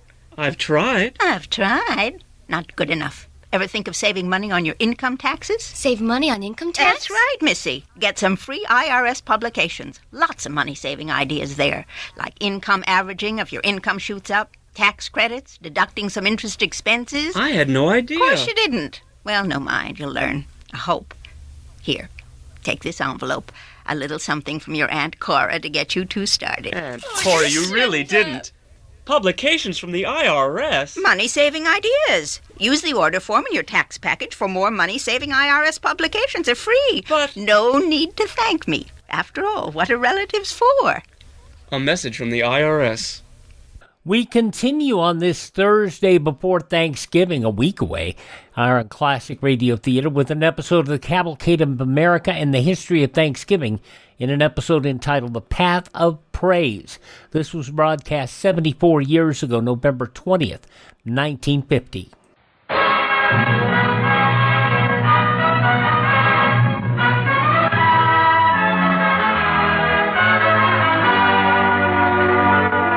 The DuPont Company of Wilmington, Delaware, makers of better things for better living through chemistry, presents the Cavalcade of America, featuring a special Thanksgiving broadcast, The Path of Praise. Our star, Walter Hamden.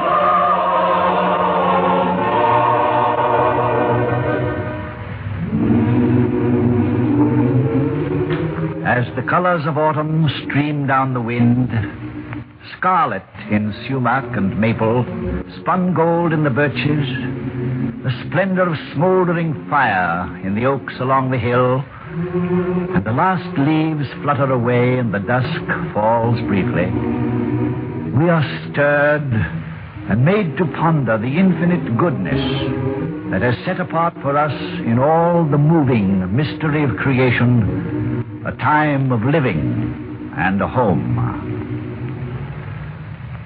So wrote the late Dr. Wilbur L. Cross, governor of Connecticut, in his famous Thanksgiving proclamation.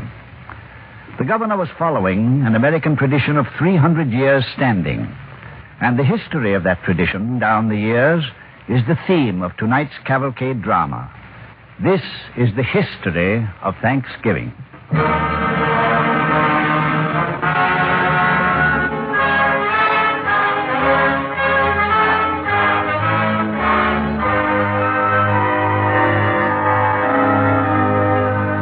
When our exiled fathers crossed the sea, when the Pilgrims came, they did not come as one body in spirit.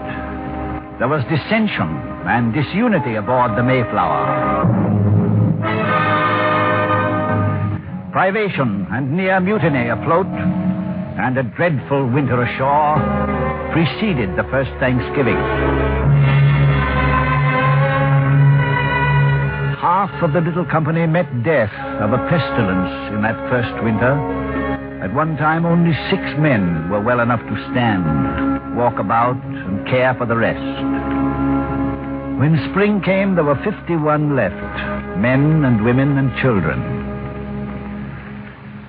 Now, the first summer is over. In the common house, which has served as council chamber and hospital, 1 man and 1 boy remain. By the boy's cot, the man sits writing. Master Bradford, Yes, Giles. why are you always writing? Oh, because I'm still overweak to hoe corn, lad, or hew wood, or draw water. So I tend the sick and scribble words. I'm feeling better this morning. It's so much cooler now. Could I not leave my bed, Master? We shall see. Would you read me what you're writing? It's a letter to our brethren still in England and Holland. How it'll reach them, God only knows. Then perhaps you might read it for me? Oh, well, surely. I have written, we set the last spring some 20 acres of Indian corn and sowed some 6 acres of barley and peas. Our corn did prove well, God be praised, and our barley indifferent good. But our peas were not worth the gathering. Our harvest being gotten in, our governor sent 4 men fowling, so that we might, after a more special manner, rejoice together in Thanksgiving. What's that? That noise? And Captain Miles Standish and his men. Part of the rejoicing. They're drilling to make a show for the Indians. Indians? Are the Indians right here in the village? Master Bradford, did you hear that? Oh, quiet, lad.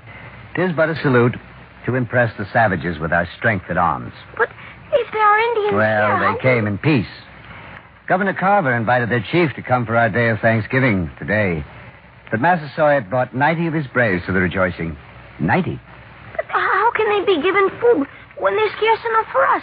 Well, the savages, seeing they'd caused us embarrassment, sent hunters out to kill game. They brought back 5 deer. And our own fowlers, too, had great good fortune. Ah, there'll be a fine feast this evening. A feast?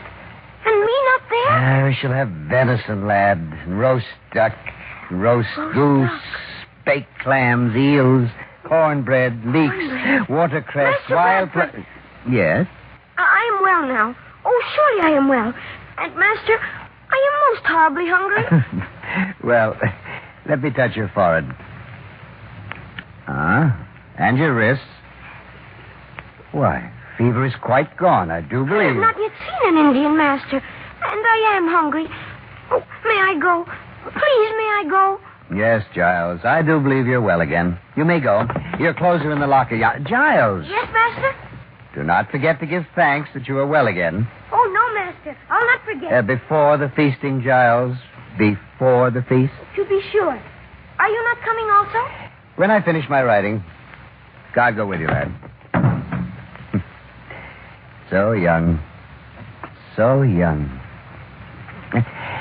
Let me see.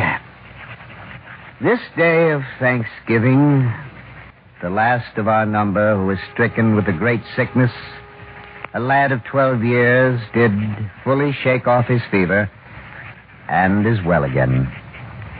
And so, by much suffering, we are become one body, cleaving each to the other in sickness or joy.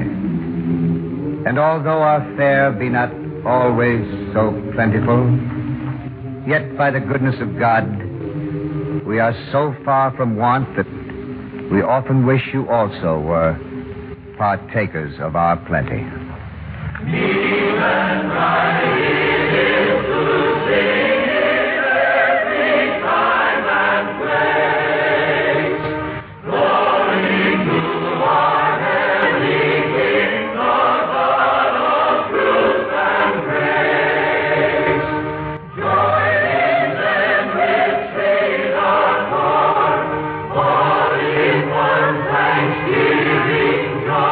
Holy, holy, holy Lord.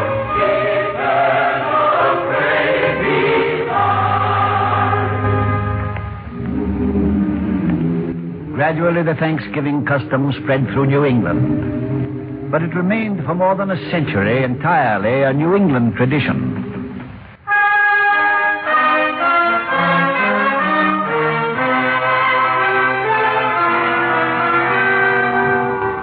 The first Thanksgiving Day, celebrated by men from all the colonies, occurred a few months before those colonies became the 13 original states.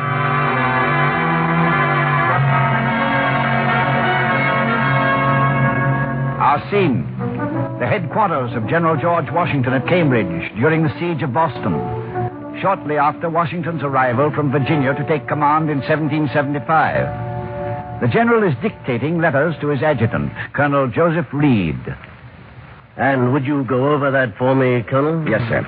The general expressly forbids any person to bathe in the nude at or near the bridge in Cambridge, where it had been observed and complained of that many men, lost to all sense of common modesty, are running about naked upon the bridge, whilst ladies of the first fashion in the neighborhood are passing over it. That is correct. See that a copy is supplied to each of the regimental and company commanders. Yes, sir. I see you smile. No doubt General Gage would laugh aloud if he knew that I wasted my time on such unmilitary matters. But we must somehow teach these ruffians to act as soldiers. There is much General Gage doesn't know, sir. Fortunately. If he knew our state, he'd march out on the morrow and scatter us to the four winds. Yes, sir. The reports are just coming in, Reed. We have no powder. 36 barrels for an army of 16,000. Colonel Gridley's artillery boasts of 9 field pieces and no ammunition. We have no uniforms, no experienced officers, and no discipline whatever. Well, sir, men from different colonies have different customs, different habits. They've never learned to work together or think alike. By heaven, they must learn. I've heard, sir, that you provided some of them with a thumping good lesson yesterday evening. It's an episode I'd as soon forget, Colonel. I haven't heard the details, sir. There are many conflicting stories about the camp. Why, the thing was simple enough. Colonel Glover's Massachusetts troops saw fit to pick a quarrel with Morgan's Virginia riflemen.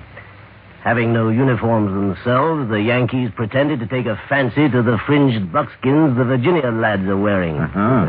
After a deal of name-calling, fists began to fly, and in a matter of minutes, 1,000 men were at each other's throats. You took steps, sir? Yeah, I did. When I reached the scene, I seized 2 of the ringleaders, each by the neck, and I knocked their heads together with considerable force. Good. And I gave the rest of them a tongue-lashing. I hope, Colonel, the language I used does not become a matter of common gossip. Well, it is said that you were not, overly gentle, sir. I've learned over many years to keep a tight rein on my temper.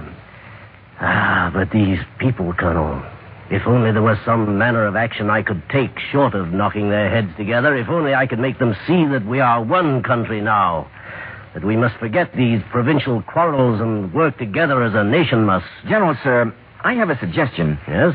It's a small thing in itself, but it might help in the matter you're trying to mend. By all means, Reed. Well, sir, it appears that here in Massachusetts, the people celebrate each autumn a feast of Thanksgiving. Oh? The day is set aside by proclamation of the colonial legislature. Now, a copy of this year's announcement arrived this morning, addressed to you, sir. Here it is. I see. Yes, and what do you suggest? Let the Army join in the celebration, sir. All of it. Not just the New Englanders. Everyone, north and south. A day of prayer and feasting for all the troops. If they pray together, then perhaps they'll fight together, eh? It might help a little, sir. It might. Very well, Colonel. We'll do it now. You may copy this down. Yes, sir. To the troops of the provinces of North America. The Honorable Legislator of this colony, having seen fit to set apart Thursday, the 23rd of November, 1775, as a day of public Thanksgiving, the General therefore commands that day to be observed throughout the Army with all the solemnity directed by the legislative proclamation. It is to be hoped, henceforth from that day, that all distinction of colonies will be laid aside so that one and the same spirit may animate the whole. And the only contest shall be who shall render the most essential service to the great cause in which we are all engaged.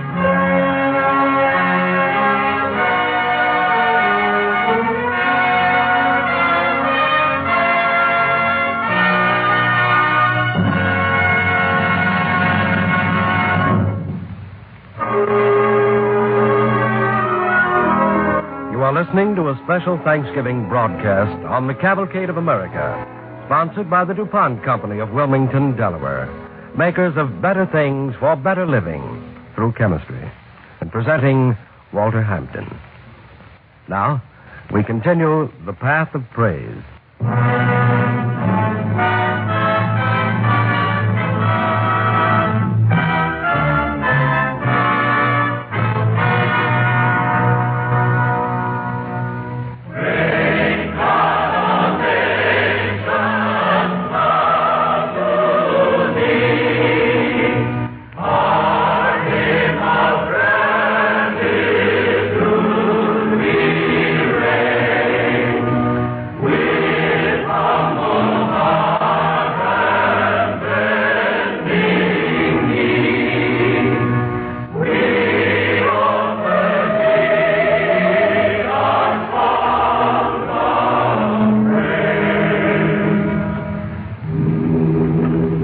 After the Revolution, the path of praise led ever westward beyond the mountains as the sons of New England carried the Thanksgiving tradition toward the setting sun, over the prairies, toward the sea, into the new, savage country.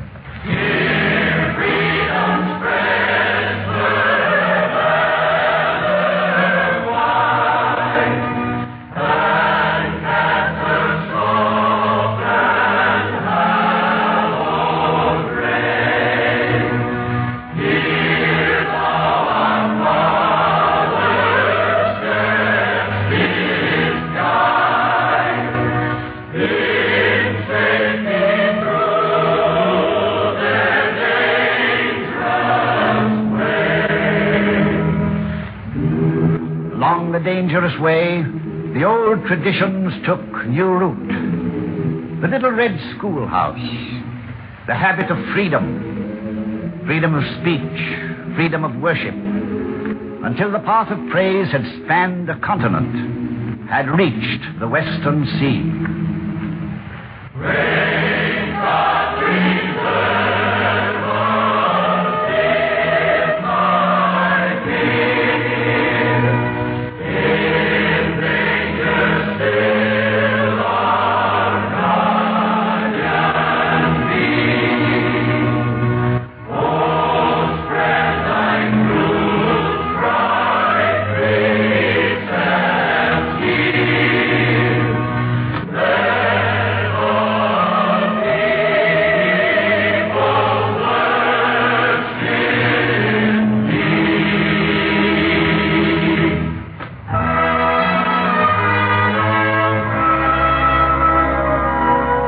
But for many years, all of the people did not observe Thanksgiving on the same day, and a few states undertook no official observance at all. The credit for the establishment of Thanksgiving as a national holiday belongs to a lady who should be better known to all of us, Sarah Josepha Hale, pioneer woman journalist. Sarah Hale was for 40 years editor of Godey's Ladies' Book, the leading woman's magazine of our great-grandmother's time. In 1847, she began her campaign for a national day of Thanksgiving, and she kept it up year after year. In 1863, finally, she wrote to President Abraham Lincoln. Would it not be of great advantage socially, nationally, religiously, to have the day of our American Thanksgiving positively settled? Putting aside sectional feeling, would it not be more noble, more truly American, to act nationally in unity when we offer to God our tribute of joy and gratitude for the blessings of the year? Tradition has it that Sarah Hale carried her plea to the White House itself in 1863, late in the war between the states. If she did, we can imagine the scene in Abraham Lincoln's office. It is a great pleasure, ma'am, to meet a lady editor. A great pleasure. I wouldn't say that about all editors, mind you, but lady editors, yes, by all means. Thank you. Won't you sit down? Here you are. But I don't like to take up much of your time, Mr. President. No, don't you hurry. There are some 50 people waiting to see me. I'd calculate 49 of them want me to do something I don't want to do. So we have plenty of time. You know, ma'am, Mrs. Lincoln reads your magazine every month. How nice. And does she like it, Mr. Lincoln? Yes, she does. But I'm not at all sure that's a good thing. Oh? And why not? Well, you see, Mrs. Salmon Peace Chase, she's the wife of the Secretary of the Treasury. She reads it, too. And it gives both of them notions. Mrs. Lincoln, he sees a fancy dress in the lady's book, and she orders it up. Mrs. Salmon Peace, he's marrying her new rig, and right away she lights out for your magazine and finds something just a little mite more expensive to spring on the cabinet ladies at the next soiree. Oh, surely you're joking, Mr. President. No. People are beginning to talk. The newspapers, too. I had a clipping here somewhere. Let's see. I never can find anything on this desk. Oh, yes, here it is. It's from the Dayton, Ohio Empire. I'll read it to you. It says, "The Lincoln Chase contest has extended into the women's department. Mrs. Lincoln has got a new French rig with all the posies costing $4,000. And Mrs. Chase sees her and goes her one better by ordering a nice little $6,000 arrangement. Go it greenbacks while it's yet today." But that's ridiculous. Those prices are absurd. I never heard of such a thing. Of course it's ridiculous, ma'am. And I have been joking. It's a habit of mine. I just wanted to show you why I don't like some editors. They print lies about my wife. But, Mr. President, the ladies' book has supported you in every move you've made for the past 3 years. There. I know it has, and I appreciate it, ma'am. Believe me, I do. I try to make a joke of these scurrilous attacks, but sometimes I can't quite help being hurt. At this moment, when we are fighting for our very lives, these people are not above fomenting disunity behind the lines. While men are dying in the field, these little foxes spread disunion at home. You pardon me. Today has been hard. I'm a bit, tuckered. Poor man, I'll go then. No, don't leave me. I remember now why you came. You wrote me a letter about Thanksgiving. You want me to proclaim it as a national holiday. It is a thing very close to my heart, Mr. President. I've worked for it more than 16 years now. I would like to see it done before I die. I have given a deal of thought to your letter and your editorials. There are those who would say we have little to be thankful for in the midst of this terrible war. You know that, ma'am. Yes. And I know they would be wrong. Yes, they would be wrong. I don't know why I'm sure of that, but I am sure. The ways of God toward man are beyond my skill to read, ma'am. But this I know. His will prevails. In your letter, you drew a wonderful picture for me. You made me see a whole nation singing together a song of praise, accepting together with one voice the will of God. Not many voices snarling and bickering and spewing forth venom. One voice. One voice. That is what I have worked for. So many years. Why, then, we have worked together. Mrs. Hale, all day long I sit here and listen to the people who wish to talk with me. No one is turned away without a hearing. But most of them, as I said, want something I cannot give. And so you can see it does me a deal of good when I can say, yes, petition granted. Your petition is granted, Mrs. Hale. Oh. I had already decided to proclaim Thursday, the 26th of November next, as a national day of Thanksgiving. Oh, thank God. Thank God. Yes, ma'am. Thank God.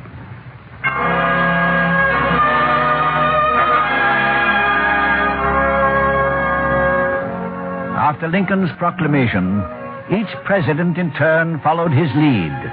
And in 1941, the Congress itself formally set the fourth Thursday in November as the Day of Praise and National Thanksgiving by law.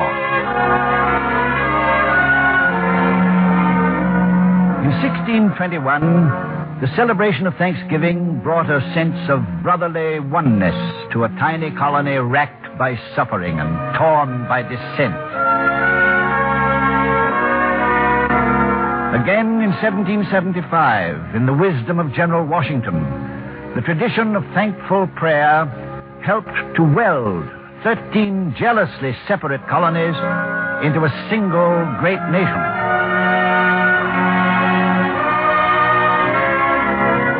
Then in 1863, with that nation ravaged again by fraternal strife, the final establishment of Thanksgiving Day by Abraham Lincoln served as a symbol of national unity.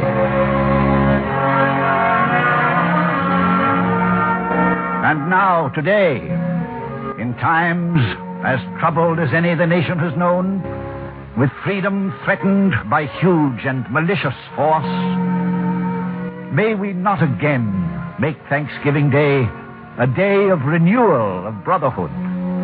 All of us, can we not join in a prayer of thankfulness composed for his own daily use by another great American, Benjamin Franklin? This is Franklin's prayer.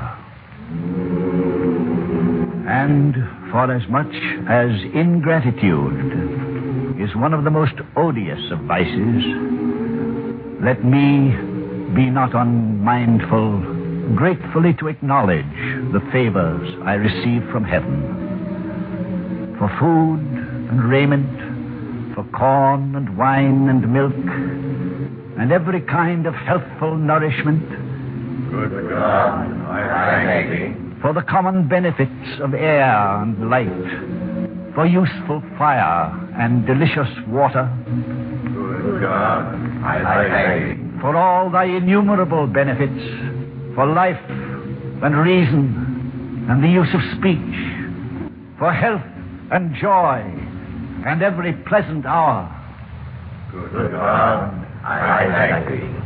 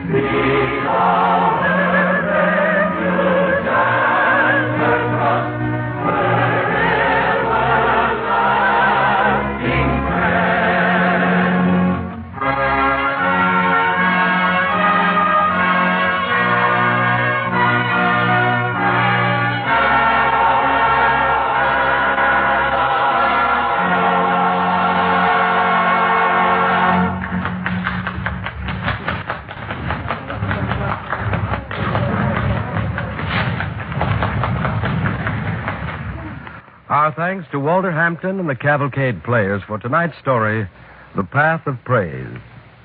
Now, here's Bill Hamilton speaking for the DuPont Company. You've seen the phrase in print. You've heard it 1,000 times, especially around Thanksgiving. You've probably used it yourself. The United States is the land of plenty. What is plenty? What does it mean? Does it mean that everybody has every last thing he wants? No, of course, that would be downright silly. When we say America is the land of plenty, we mean that more people here in America have more than people in any other country have ever had. We produce more, therefore we have more. How do we do it? Other countries have more natural resources than we in the United States have, and still we outproduce them. What is our secret? The answer seems to be that there is no one secret unless it's what we call the American way of life. An important ingredient of the American way is that Americans are willing to take a chance in order to earn a possible reward. our people welcome new ideas. Seeing a chance for profit, someone eagerly goes ahead and develops them. That's what happened with the phonograph, cellophane, the electric light, the automobile, thousands of other things. Sometimes it took only a few dollars. Sometimes it took millions, as with products of chemical science like nylon or cellophane. But in every instance, someone in America went confidently ahead with an idea.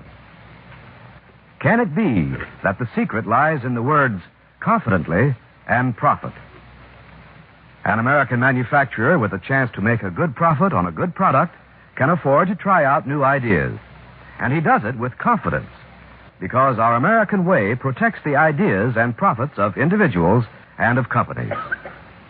One of many thousands of American business firms, the DuPont Company adds to the American standard of plenty an increasing number of better things for better living through chemistry.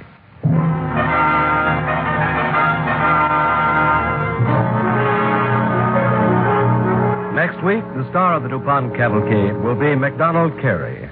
Our play, Incident at Lancaster. It tells the story of one of the most exciting escapes in American history. Be sure to listen.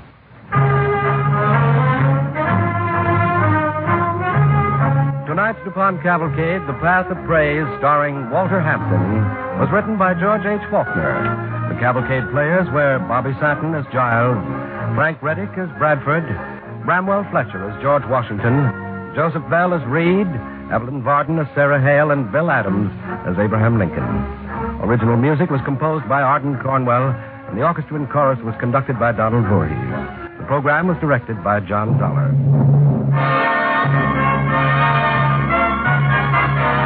Don't forget next week, our star, MacDonald Carey. The DuPont Cavalcade of America is sponsored by the DuPont Company of Wilmington, Delaware, makers of better things for better living through chemistry.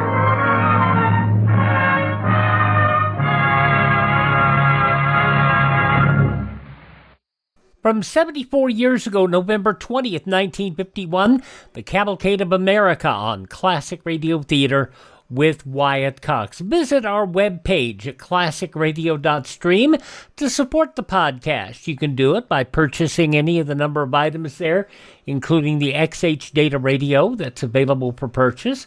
You can also purchase Professor B's Digestive Aid to try it out, see the information about it there.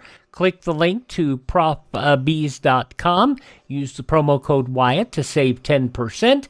And, of course, you can also just buy me a coffee if that floats your boat.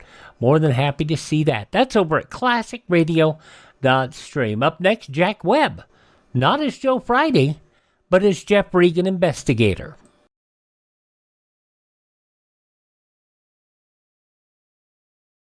Filling out your tax return? This is Anthony Geary with some important changes you should know about. You can exclude up to $200 of qualifying interest and dividend income. By the way, that's $400 for a married couple filing jointly. Want to know more? Use the order form in your tax package for free IRS Publication 553, a message from the IRS. Who remembers Anthony Geary? If you grew up in the 80s, you remember him as Luke from Luke and Laura from General Hospital. Anyway, let's roll on here with an episode of Jack Webb as Jeff Regan Investigator. This goes back 77 years, long before Dragnet. November 20th, 1948, The Pilgrim's Progress. My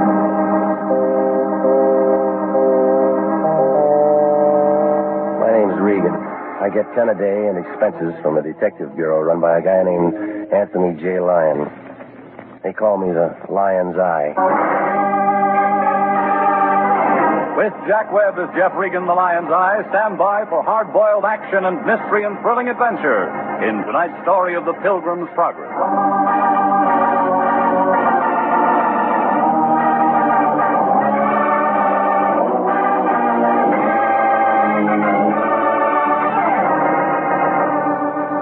The Cosmopolitan Building, 7th Street near Olive, downtown L.A. A mess of granite thrown together by an architect who must have taken his degree on the rock pile at Leavenworth. It's up on the 3rd floor, room 308, right next to a credit dentist who shares his office with a collection agency. On the other side, there's a school for models, and the Lyons got sore eyes trying to see through that cloudy glass. International Detective Bureau. Anthony J. Lyon, president. He's also vice president, secretary, treasurer. I work for him. Well, the office isn't much, but there's enough elbow room for a client to write a check. I went to the office Friday night about 5:20, answering the Lyons' call. He was sitting behind the desk, sucking on a quarter cigar. He looked real pleased, like a fat lady locked in a cream puff factory. Man I know had a baby. Plumber named Broman or Groman or something like that. Mazel tov. Cancel any arrangements you got for the night. I got something for you to do. Got your car? It's in the lot. Gas it up. You're taking a trip. Where to? Calabasas. A man wants to see you. I got no friends out there. Friend of mine named Hendricks. He counts his money with an adding machine, and his finger's always swollen. Well, what's the problem? I don't know. He didn't say. He just called and told me to send out a man. How much did he give you for a retainer? When an important man like Hendricks calls you, don't insult him by asking for money. Oh, stop it, will you? You're the kind of guy who'd steal pennies out of parking meters. That's enough, Regan. If one of them turned up empty, you'd sue the city. Here's the Hendricks address. Now get out there. All right. Regan. Yeah? Remember, do a good job, and I'll give you Thanksgiving off, and I'll pay you. With what, cranberries?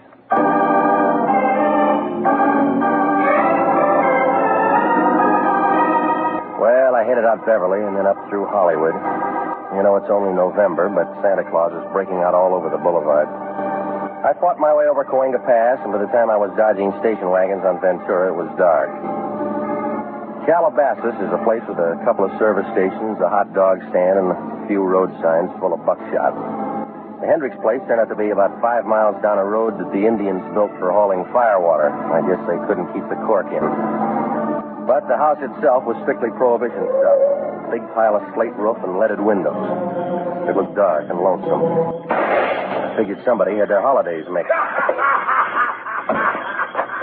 Hiya, Pilgrim! It was a big fat guy. He was holding a 6-foot gun the shape of a straightened-out tuba. He came closer, and I could see his hat. It was a high one with a buckle on it. He was dressed in black, and he had buckles all over him. I figured that I'd been eating too much Quaker Oats. What's the matter, Pilgrim? A little shooting make you nervous? That's a big gun there. Shoots musket balls. Good for Indians. Well, I'm no Indian. Oh, I wasn't aiming at you. Well, that gun wouldn't know the difference. It's a blunderbuss. Great weapon. Is it? I'll show you. Here, you prop it up on a crutch. You keep fooling with that thing, and we'll both need one. Now, let's be quiet there. Load the barrel. Lots of powder. Look, why don't you give that thing back to the museum? See, that's it. It's more powder. Gotta use lots of this black powder. Buster, you need black coffee. Come on, give me that thing before it blows up in your face. You broke a window. Oh, it's all right. It was only the attic. You live here? Of course not, Pilgrim. I'm Miles Standish. Well, where's the rest of the party? All inside, talking to John Olden. Yeah, sure. Oh, you just think I'm kidding, don't you? Pilgrim, you just haven't got the Mayflower spirit. No, you drank it all. It's just cider. Nothing better on a cold New England night. Thanksgiving's not for a week. Come on, get off it. Hark. What's the matter? Put that down. I'm not going to shoot him. He's a friendly type. Brother Regan? Yeah? If thou wilt follow me, please. Oh, you too, huh? I beg your pardon? Okay. Well, so long, Pilgrim. Yeah, keep your powder dry, Standish. I'll see you on Plymouth Rock. Okay, this way, Brother Regan. Now, look, Sunshine, you work here. My name is Phelps. Why don't you lock that guy up? I'd be outnumbered, sir. 21, Pilgrim. Bad winter. They make you wear those corduroy knickers? Knee breeches, sir. It was Priscilla's idea. You need a union. Need more shapely legs. Through here. Well, it's quite a place you got. Well, it's better without the decorations, sir. Yeah. How do you keep from stepping on these pumpkins? It's only when they use them for bowling that it's difficult. Come on, fill me in. What's this all about? Thanksgiving, sir. 1621. Okay, this room here's go right in. Okay. Shut the door. Shut it. Mr. Hendricks around? Not here. Come over, sit down. Who are you, Priscilla? Don't. Please don't say another word of that silly rigmarole or I'll start screaming. Yeah, well, I could use a little yell myself. I'm Agnes. I'm Mrs. Hendricks. Or Agnes. It doesn't make any difference. Talk to my friends. Didn't I say sit down? Yes, you did, and I didn't. So you don't like the party, huh? I'm not much of a Puritan, Mr. Regan. Well, that great Dane says the masquerade was your idea. Phelps is stupid. This goes on all weekend, Mr. Regan. It's called a turkey shoot. Oh, so that's it. Who gets the bird? The Pilgrim fathers, my husband's friends. They ought to be shot, every one of them. Yeah, well, I'm not from the SPCA. Oh, wait a minute, Mr. Regan. I like you. That's not the point. I won't bore you. Your husband might. Him. He's crazy, Mr. Regan. Crazy as the things he does.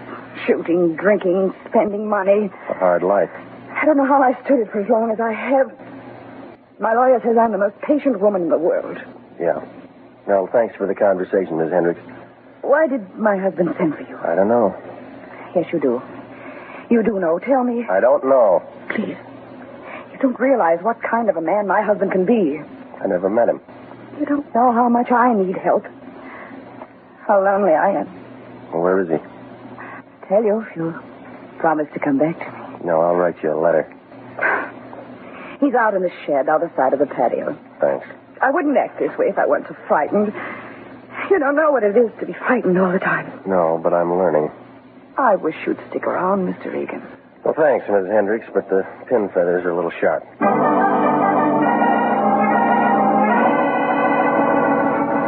Mrs. Hendricks went back to her worrying, and I wound my way through the house looking for the back entrance. My legs got tired before it finally showed on the other side of the pantry. It poured out into a flagstone patio as big as the Palladium. A walk took me to a shed. It was a two-story redwood place that must have made a loud noise on the cash register, and alongside, fenced in with chicken wire, was a whole population of turkeys. Well, I went into the shed. A little round-faced guy with pink skin was leaning over a barrel of cider. He wore a blue silk smoking jacket with gold initials EH on the pocket. When he caught my footsteps, his head bobbed up, and he gave me a deep look like he was trying to see the back of my eyeball. Yes? I'm Regan, International Detective Bureau. Oh, I've been expecting you. I'm Hendricks. Yeah, I know. Why the fireworks? Huh? Oh. Miles Standish. Just having fun. It's a party, you know. Big party we're having. Yeah, well, the neighbors will complain. Ah, neighbors. None for miles around. That's why I like it out here. Have trouble finding me? You ought to put up signs. Signs? Glass of cider, Regan? Carefully. Glass. I'm not thirsty. That's not what it's for. Strong kind. Oh, go on. Thanksgiving soon. Get the spirit. No, I can hold out till Thursday. Suit yourself. Excuse me.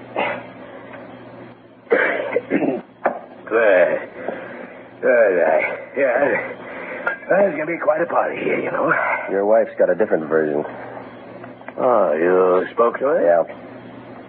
You were told to come out here to see me? I got sidetracked. It's not good for a man in your position. All right, Hendricks, why am I here? What'd she say to you? I forgot.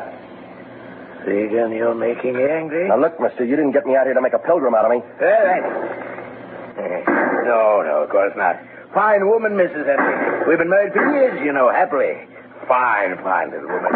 Just she makes me a little nervous at times. You like the sound of guns going off? She shouldn't get so excited. Boys just having little fun. It's only once a year. What's wrong with that? Come on, now, what's the job? Didn't the line tell you? He said you would. Oh, well. Nothing to be so mysterious about. I've just got a package I want you to take to. Here it is. A turkey. You got me all the way out here to play escort to that bird? Well, I just want to be friendly. Here. Now, go on. It's a long way back to L.A. And you want to be there for Thanksgiving. What's the difference? I got the turkey. I can celebrate any time. 60 miles to do a delivery job, bird. Well, I wandered back to my car, and I listened to the crickets and the gunshots try to outdo each other. And then I dumped the turkey into the back seat, and I started the car down the drive. I just thrown it around the bend when the headlights caught a pair of buckled shoes and black knee breeches. Miles Standish was lying face down in the dirt and there was a wet shine on his side. It was freezing hard. Blunderbuss was lying beside him, and I figured that he blew out the wrong end. I would have gone for the Hendricks phone and the doctor, but I got a good look at the holes in him, and I headed for a hospital instead. The blunderbuss may have been kicking up a fuss, but the holes in Miles Standish were 20th century, about the size of a .32.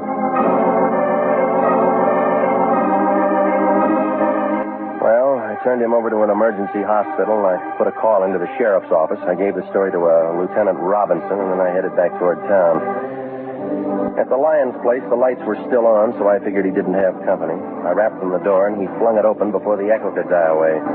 He had a carving knife in one hand, and he was wearing an apron. His eyes were big, and he had an eager look like a college couple on Mulholland Drive. Regan, you're back. Oh, now that takes a big brain. I've been waiting for you. You know, I had a chance to go to a classy party tonight. Russian caviar and champagne and favors to all the guests. Know why I didn't go? You lost your crash suit, huh? I said to myself, is it fair to go out and have a good time while my employee is working real hard for international detectives? And the answer came out yes, but the party was called off. Well, as a matter of fact, it was. But I wouldn't have gone anyway. Where is it? Where's what? The package from Hendricks. Now, you can change your plans, big shot. You're getting a bundle of trouble instead. What do you mean? Turkeys aren't the only thing they're knocking off out on that ranch. Huh? Somebody's handy with a .32, and he's found a target. You've been drinking? Check the county emergency hospital. They'll show you the holes. I send you out on a simple little job, and you come back with a crazy story about a shooting. You're out of your mind. Now, listen, you. There's a big smell out in Calabasas. What about my turkey? The sheriff's office are going to have a lot of questions. You got the answers? I don't know anything. I was miles away. Well, then find out something. Check into the guy who shot. Find out who he is, what he does, and what he was doing out at Hendricks. Where you going? Scratch around in the Hendricks closet. They tell different stories about their wedded bliss. Hey, Regan. Yeah? Where's my turkey? It's too rich for your blood, Fatso. Stick to chicken.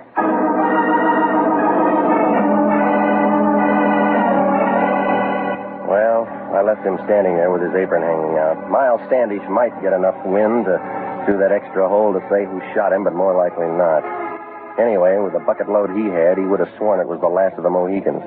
But there was an angle to that Hendricks woman, even if it didn't show. So I walked up the street to where my car was nuzzling a lamppost, and the turkey and I were just going to wake up a newspaper office, only something changed my mind. A newspaper. It was wrapped around a bundle, and the bundle was under a guy's arm, and the arm was shutting the door of my car. Good evening, Pop. Hi. Going somewhere? Sure. Find a place to sleep, that's all. Want a cigarette? Say, I don't mind if I do. Thought you was a bull for a minute. You mind if I take two? No, help yourself. My brother smokes too. And not much in the streets these days. Yeah, it's bad all over. Yeah, something ought to be done. No, stick around, Pop. No, Sonny. You give me smokes. I don't hit you for cash. It's a rule I got. I'll make the touch. What's that? What's in the newspaper? Russia. Inside. The funny paper. Yeah, sure. Well, now take it easy, boss. The guy's got a right to his privacy. You weren't sleeping in my car. Oh, so that's it, huh? Yours, huh? Small world, ain't it? Yeah, come on, let's unwrap. Now, it's Thanksgiving, Mac. Ain't you heard of Thanksgiving? I'm going to plug my ears. Give. Now, please, Mac, show me the spirit. Once in my life, both drumsticks. Now, stop it, you're breaking my heart. I mean it, Mac. Let me have it. I'll break the wishbone for you, Sonny. I will. You ain't got no use for all that meat, have you? Oh, you have, huh? What's so long, Mac? Hey, wait a minute. Hold it. Look, I let go of my arm. That was a pretty dance, but you should have changed your shoes. What's that? You didn't get those buckles in the bread line. Oh. Now, come on, change the record. Who are you? That's none of your business. Let go. I said talk. I will not. You're from the Hendricks place, aren't you? You're from the... Thank you, Phelps. That's all right. Got the bed? Sure. Let's go. Yeah. Nighty-night, Pilgrim.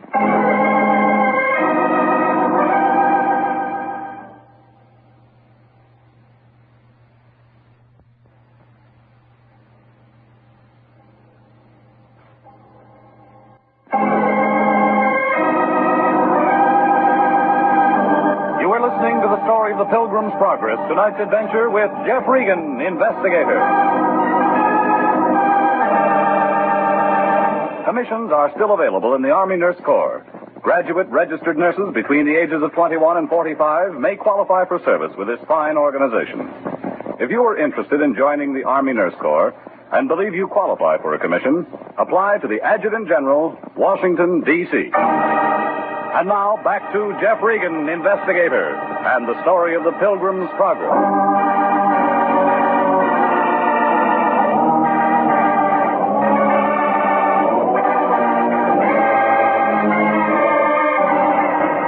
Well, none of it made sense. The Lion sent me out to pick up a turkey on the Hendricks Ranch in Calabasas, and the Mr. and Mrs. were having an old-fashioned turkey shoot, and all the guests carried blunderbusses and dressed like pilgrims. Only it wasn't just the turkeys who were acting as targets. One of the pilgrims ended up with some .32 caliber holes in him. And then the Hendricks lackey and a buddy shoved a gun at me and stole the Lion's bird. Well, I picked myself up and I went home. A heavy man was doing a heist job on my icebox. He was pouring himself a glass of milk to wash down a sandwich he was munching on. Hi, Regan. Go right ahead. Help yourself. Yeah, thanks. I didn't know how long I was going to have to wait, and I was getting hungry. There's a restaurant just up the block. I like it better this way, homemade. Fix you a sandwich? Pretty good deviled ham. Come on, let's close the box and open your mouth, buddy. Why not? We had a date, remember? Robinson, Sheriff's Office. That's what I figured. You don't mind me coming in like this, do you? What if I did? Well, I'd leave. Sanctity of the home, you know. You can throw me out even though I got a badge. Let's cut away the fat, mister. What do you want? Answers to a couple of questions. What were you doing at the Hendricks place? Picking up a turkey? Well, that's a new one. Now, look, you ask him. I'll answer him. Never mind the feature page. How long have you known the Hendricks? Never met him before. Wrong answer. What do you mean? We found this out at the Hendricks house. A page torn out of the yellow directory with a red circle around International Detective. Now, that doesn't say a thing. Maybe yes, maybe no. I'm still scratching around. It'll ruin your manicure. You know, Regan, you don't seem to realize the seriousness of this. That pilgrim you dragged in died. Well, that figured. We don't like unsolved murders messing up our record books. Well, then you're wasting your time here. I got lots of it. I don't come up for pension for 12 more years. What was that pilgrim's name? I gave me Miles Standish. Sounds like a fake. Well, don't count on it. I once knew a John Smith. Give me the real name. I don't have it. All right. He's an out-of-town boy, but we'll track him down. Now, straighten out something for me, Regan. How long did you say you knew the Hendricks? Now, look, I gave this to you once. Nothing's changed. How come we find a $5,000 check in that joker's pocket made out of cash and signed by Hendricks? Go ahead, answer. Just don't make a date. You may not be available.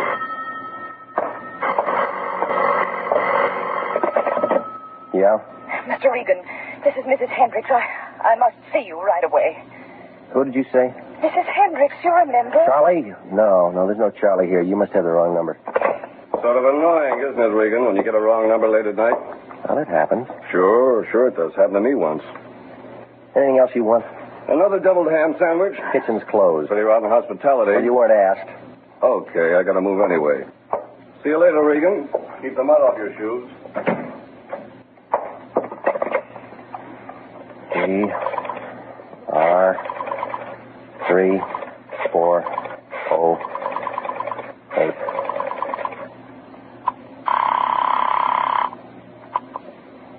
Hello? Mrs. Hendricks, this is Regan. I just called you. Well, I couldn't talk. What do you want? Can you come out, Mr. Regan? Right away. You're still lonely?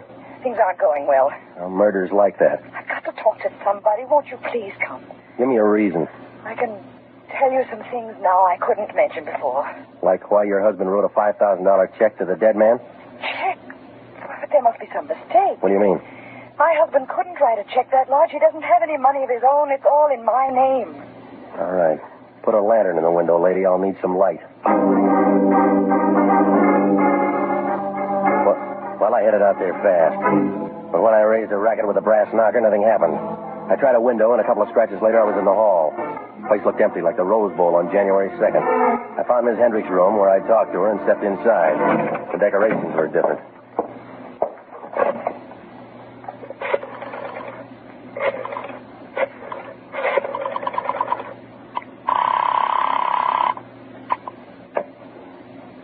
Sheriff's office. Robinson. This is Regan. I got something for you. It better be good. You're going into overtime. What do you mean? Bring some boys out to the Hendricks place with a wet rag. Somebody blew out Mr. Hendricks' fuse. Well, I backed backed out of the room, and I made it to the bar trying to turn up a bottle. In the corner, something else turned up instead. Another dead body. The turkey Phelps and his buddy had stolen from me. Somebody real eager had done a carving job on it before it was even cooked. They'd torn it apart like they were looking for something. Well, it was morning before the sheriff's boys cleaned up the Hendricks mess when we got back to town. Robinson had a few more questions, but I was still short on the answers. Ballistics had one, though. Same gun did the job on both Miles Standish and Hendricks. That's all. Homicide was getting places in a hurry, like a snail hauling a piano. Well, the lion was waiting for me outside the sheriff's office, and he pulled me to the side. His eyes were lit up like a pinball machine, and you could tell he'd caught the scent of a greenback. They treat you okay, Regan? Good enough. No rough stuff? Oh, nothing that shows, no. Thinking we're in luck. I've been turning up things. We've been playing the wrong horse. Well, that figures you're good at picking losers. Hendricks is a piker, a social climber. He's a dead one. I'll send him flowers, but I'm telling you, he could only write checks for 5 G's. With a big bounce. Somebody else in this thing can write bigger ones. Well, let me guess who. Mrs. Hendricks, that's who. I tell you, Regan, it pays to keep up your connection. How high can she go? The sky's below sea level. What else you got? Standish is a phony moniker. That's grammar school. Real name Jeffrey Kelly, age 42. He's a wholesale jeweler. He had a little business with Mrs. H. $250,000 worth. That's going to run up his taxes. He can handle it. What did he do for her? I drew a blank, but he deposited her certified check in the bank yesterday morning. Mm-hmm. How does Phelps figure? I don't know. Well, who's the little man in the big overcoat? I can't do everything. You got to do some work, too. Yeah, sure. Now, find Mrs. Hendricks. Offer her the services of international detective at our usual nominal rate. But don't underplay it. Now, get busy. Where are you going? Home to bed. A man's got to get some sleep. Well, the time was ticking out, but the game wasn't over yet. We figured to have a fast finish, and the Lion had a pretty good idea about catching some shut-eye. So I moved to the office and to stretch out on the couch. But through the glass, I could see there was a light on. Company was inside. Crestview 2045. Phelps, no luck. I looked all over. I told you, I tore the place apart. Nothing's here. I'm trying my best. Stop hopping. Oh, well, it must be someplace else. Okay, right away. Leave a nickel, Buster. Huh? Oh, Regan. You looking for something? You, Pilgrim. What else? Plymouth Rock. Come on, punk, level it. Coax me. All right, Nickers, you've been trying for this. Now, flatten out. Well, it felt good to watch the big guy fall. He folded in like a steeple in an earthquake. When his head bounced on the Lion's carpet, it figured he was due for a long sleep, so I went through his pockets. Ticket stubs from the prize fights, the gun, and the pocket knife I dumped into the safe. It was a pass to the Dons game on November 25th. He must have swiped that from his boss, so I filed that in the Lion's desk for future reference. But this guy Phelps had taken orders from somebody besides Hendricks. I just heard him do it on the phone. So when I turned up an old envelope with 832 North Palm scratched in the back, I crossed my fingers. He'd been calling a Crestview number, and the phone book said that I had a lead. North Palm was in the Crestview exchange area. So I called for the cops to sweep up Brother Phelps, and I climbed back onto my broomstick. I drove out through Beverly Hills. I wound up in front of a big Spanish house with potted $10 bills on the driveway. There was a new Nash sticking out of the garage, and I walked around to take a look. But honest John had beat me to it. Who's there? Now stick around. I want to talk to you. Stand back. Stand back. You like cars, don't you? Maybe you want a hot rod. No, you don't. Get away from me. Hey. Well, it was the little turkey fan that I'd last seen in an overcoat. Phelps' buddy. He took out of there like a cow in deer season, so I let him go. No license. Well, I took a look around the car he'd been sniffing, but nothing showed except the registration. It said Mrs. Agnes Hendricks. I went to the house and rang the doorbell, and she answered. Oh, what's you? Mr. Regan. All right, I'll ask myself in. Yes, come in. Who are you expecting, John Alden? No, I'm glad to see you. You know, I don't like girls who break dates. Oh, that. Yeah, that's one thing. I couldn't help it. I couldn't wait for you to come all the way to Calabasas. You got impatient on account of a body in the house. You saw him? Yeah, after I tripped over him in your room. I didn't do it. Did I say you did? You've got to believe me. Relax.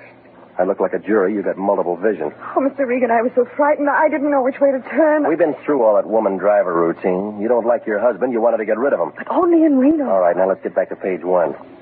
You gave 250 G's to a jeweler named Kelly. You bought a rock. A rock, Plymouth Rock. It's a diamond. It's got to be. Well- Why'd you do it? Who'd you buy it for? Myself. My lawyer said I should get it for myself, that's all. He likes you pretty, huh? No, it was a community property thing. He said I could keep my husband from knowing how much money I had when he asked for a divorce settlement. Only hubby got wind of the deal. I guess so. You're making sense. Only why did he write a check to Kelly?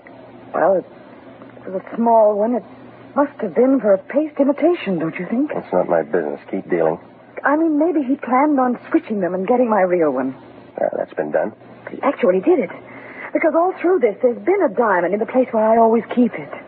All right, you got a strong boy, Phelps. Had him out looking for the real diamond. What? And the other guy, the old man, was out in the garage. No. Phelps tore up my office, phoned here to you. Mr. Regan, Now, look, please. there's been 2 guys killed. Mr. Regan. Good evening, Pilgrim. Where's your overcoat? Stand still, please. Yeah, my foot's in a crack. Mr. Regan, this is John Oh, can it, will you? I've seen him act one part already. That's true. Mine is the only name that's real. This is my house, Mr. Regan. Lawyer? Yes, I came here to see him, Mr. Regan. I just got here before you Be did. quiet, Agnes. Well, I got it all now. You won't keep it. Phelps took his orders from you. It's a waste of testimony. You started this, spotted the gem switch, figured to cash in. You're losing your chip. Shut up, will you? I got aces. Hendricks outfoxed you. You never found a real diamond. Five in the hand draws blood. Mr. Alden, don't... Now, you keep out of this, Agnes. She's not in it. You are. That's all, Regan. All right, come on, drop it. Drop it. Go with that.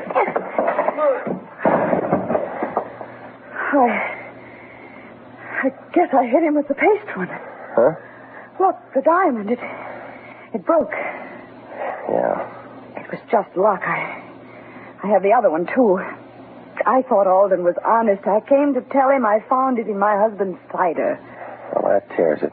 Come on, Priscilla. That docks the Mayflower.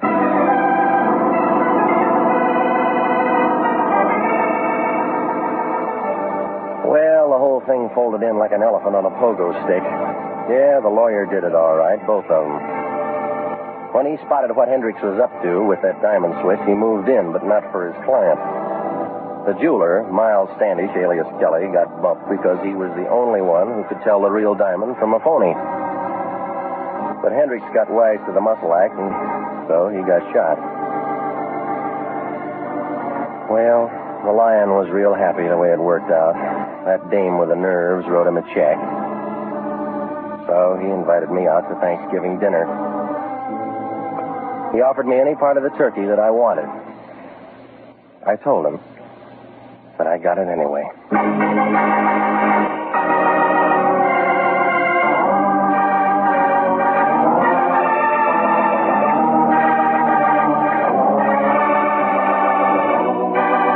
Jack Webb is featured as Jeff Regan with Herb Butterfield as Anthony J. Lyon. It's CBS at the same time next week for more hard-boiled action and mystery with Jeff Regan, Investigator. Written by Larry Roman and Jackson Gillis. Produced by Sterling Tracy. Featured in tonight's story were Mary Lansing, Marvin Miller, Paul Frees, and Paul DeBove. Original music for this program is by Milton Charles. Bob Stevenson speaking. This is CBS, the Columbia Broadcasting System.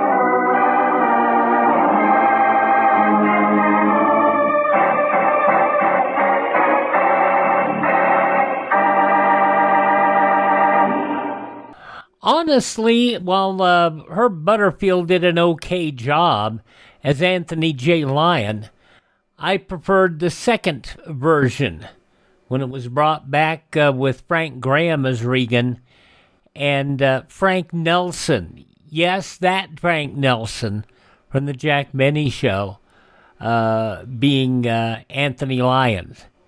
And it did have quite the sense of humor, don't you know? Anyway, this was Jeff Regan Investigator, as it was broadcast on the west coast of CBS, November 20th, 1948, here on Classic Radio Theater with Wyatt Cox. We'll wrap up this pre-Thanksgiving edition with Claudia and David, as Claudia and David go to the opera.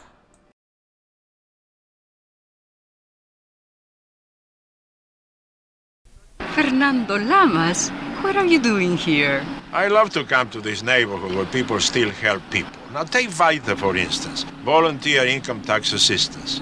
The IRS trains volunteers to help people prepare their income tax returns right in their neighborhoods. They help the handicapped, the non-English speaking, the low-income people, and there is also tax counseling for the elderly, for those 60 or older. The help is free. Call your IRS office to find the site nearest you. A message from the IRS.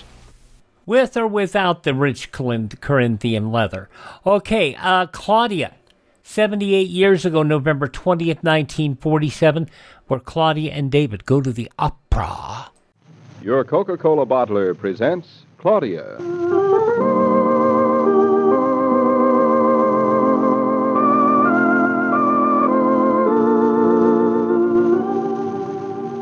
Claudia, based on the original stories by Rose Franken. Brought to you, transcribed Monday through Friday, by your friendly neighbor who bottles Coca-Cola. Relax, and while you're listening, refresh yourself. Have a Coke.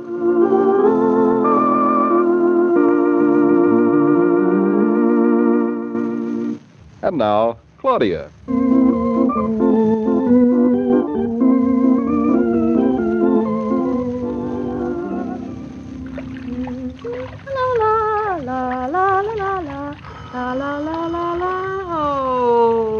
Try to do a simple thing like washing your hair and it's interruption. Oh, wait a minute, hold your horses. Can't you see I'm coming as fast as I can? Hello, who is it? Oh, well, why didn't you say it was you, Mama? What did you think I was doing? I'm washing my hair. Look, all right, Mama, but I'm standing here dribbling all over the place. I never knew going to the opera could be so complicated. What? Sure, I'm going to use my gold evening bag. Of course, I know where it is. Oh, I never brought it over from your place when we moved, but what do you know? You sure? Now, don't be fresh, Mama. And you're sure you're passing this way and you won't mind? Thanks, Mama. You're an angel. Goodbye. Bum, bum, bum, bum, bum, bum, bum, bum, bum, bum, bum. Oh, I'm coming. No rest for the wicked. Mrs. Norton, I disturbed you, no? Ah, Bertha, you disturbed me, yes. Come in. You're washing your hair, yes? I'm washing my hair, no. I'm trying to wash my hair. I fixed the hem of your dress and pressed it nice. Thanks. Also the little piece around the shoulder you didn't see. Oh, Bertha, thank you. I don't know what I'd do without you. When I do a hem, it just doesn't do. You go on and finish washing your hair. I hang your dress up. Thanks so much. So beautiful tonight at the opera. They are playing Tristan. Such a beautiful opera. I look like a wet bird dog if I don't get my hair done. You and Fritz like the opera? Fritz and I, we love the opera. In the old country we used to go. Here we've been only twice. I can do nothing more for you, Mrs. Norton. Nothing, Bertha. Thank you. Thank you very much. Goodbye, Mrs. Norton. Goodbye. Oh, get off from under my feet, you kitten. You're the nosiest little kitten I ever saw in my life. Now the dumb waiter. Bertha! Oh, she must have gone. Oh, why don't people who ring bells give a person time to answer them? What is it? Did your dumbwaiter bell ring, Mrs. Norton? Yes, Fritz, it did. That's good. The bells have been out of order. I've been repairing them. Oh, that's not good. There haven't been any bells out of order in my apartment. What's that, Mrs. Norton? Nothing, Fritz. I just said thank you.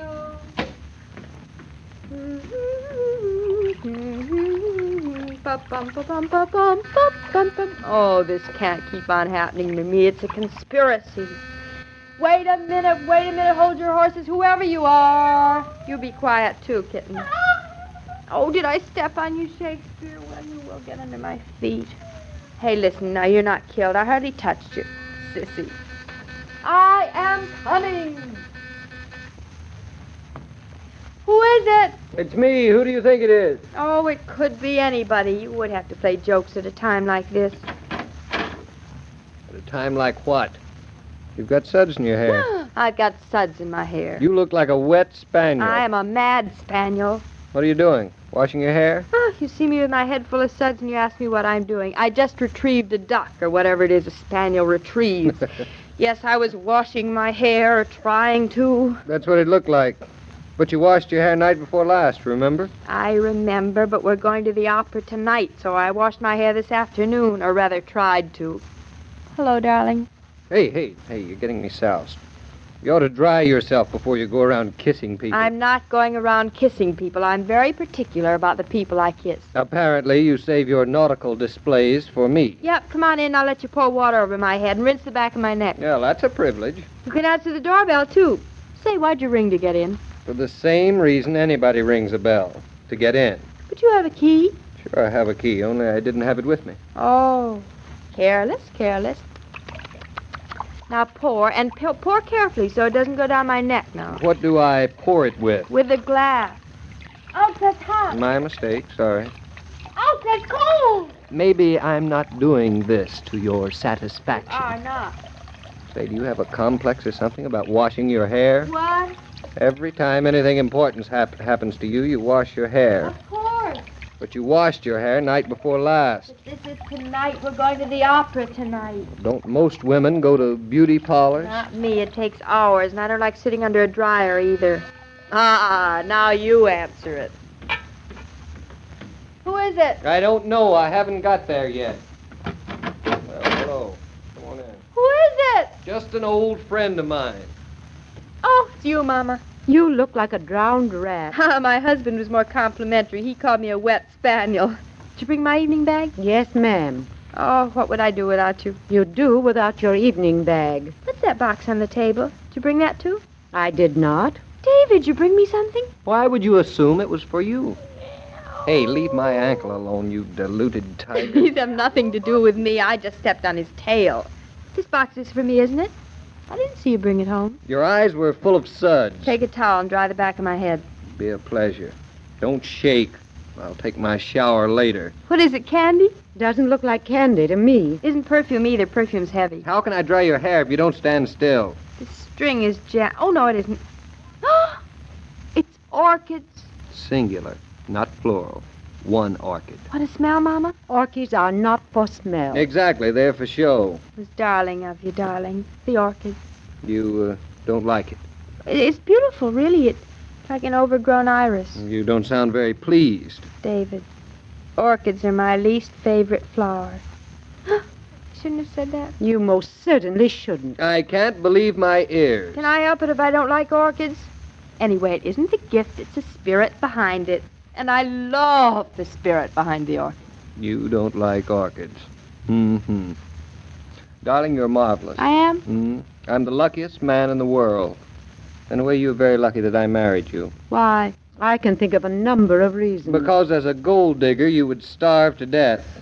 You don't like orchids or big diamonds. Oh, I do all right. I got you me, remember? That was enough to satisfy the gold digger in me for a lifetime. Thank you, Isolde. It's all right. And now that your hair is dry, you have a date with Tristan to go to the opera. How nice. Pin on your orchid, and we'll go out to dinner. I reserved a table. Will you join us, Mother? I reserved a table, too. We go out to dinner right here.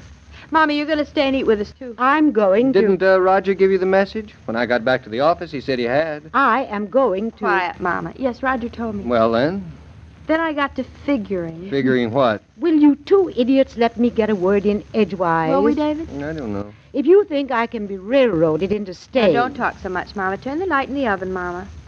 Say, where were you going before we asked you to dinner? To a movie. A movie? All alone, you mean?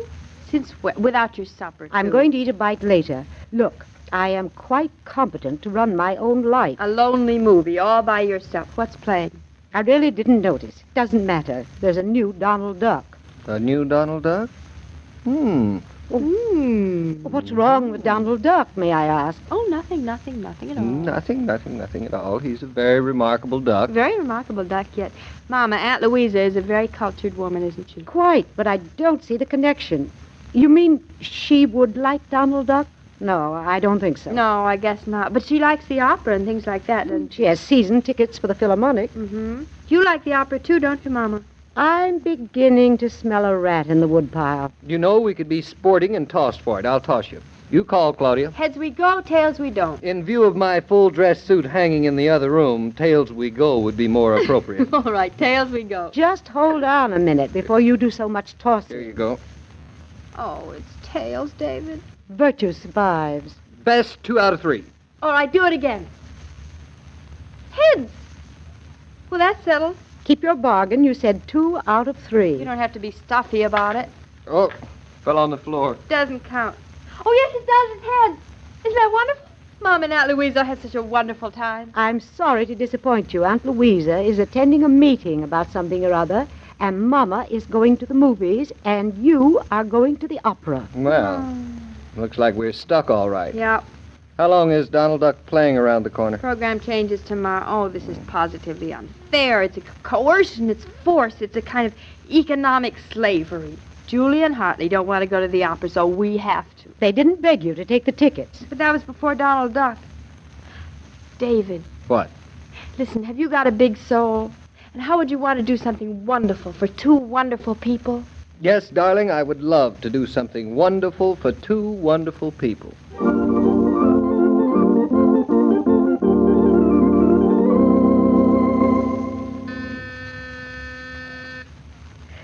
Mrs. Norton.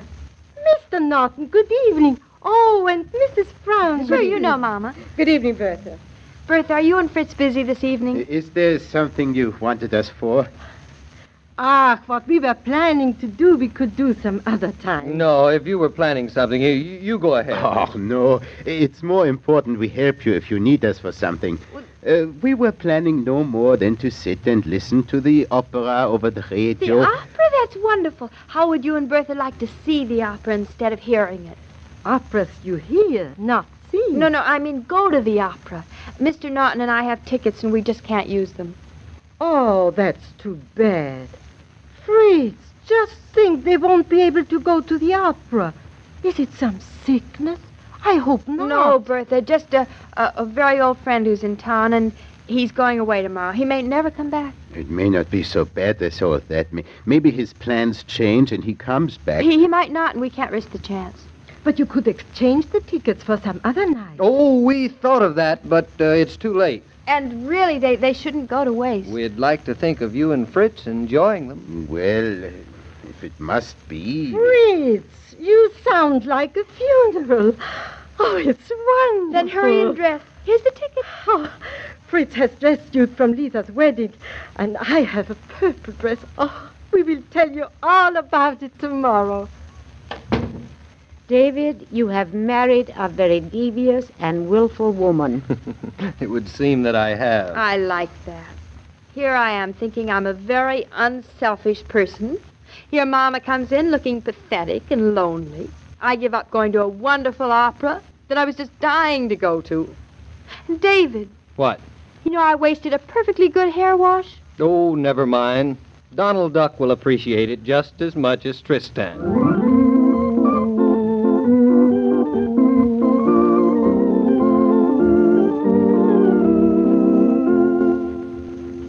All story material used on this broadcast of Claudia was under the supervision of Rose Franken and William Brown Maloney.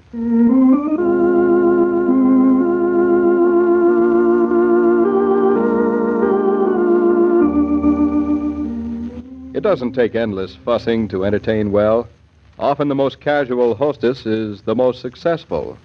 She keeps plenty of refreshing Coca-Cola on ice and knows when to suggest, have a Coke. With Coca-Cola, you offer the ease and friendliness that have made the pause that refreshes America's favorite moment. To be sure you have plenty of Coke on ice always, it's a good idea to get it by the case. Ask your grocer or service station attendant to put a case in your car next time you shop.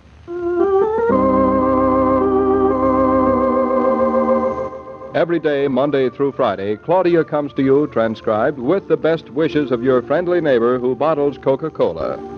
So listen again tomorrow at the same time. And now, this is Joe King saying au revoir, and remember, whoever you are, whatever you do, wherever you may be, when you think of refreshment, think of Coca-Cola. For ice-cold Coca-Cola makes any pause the pause that refreshes.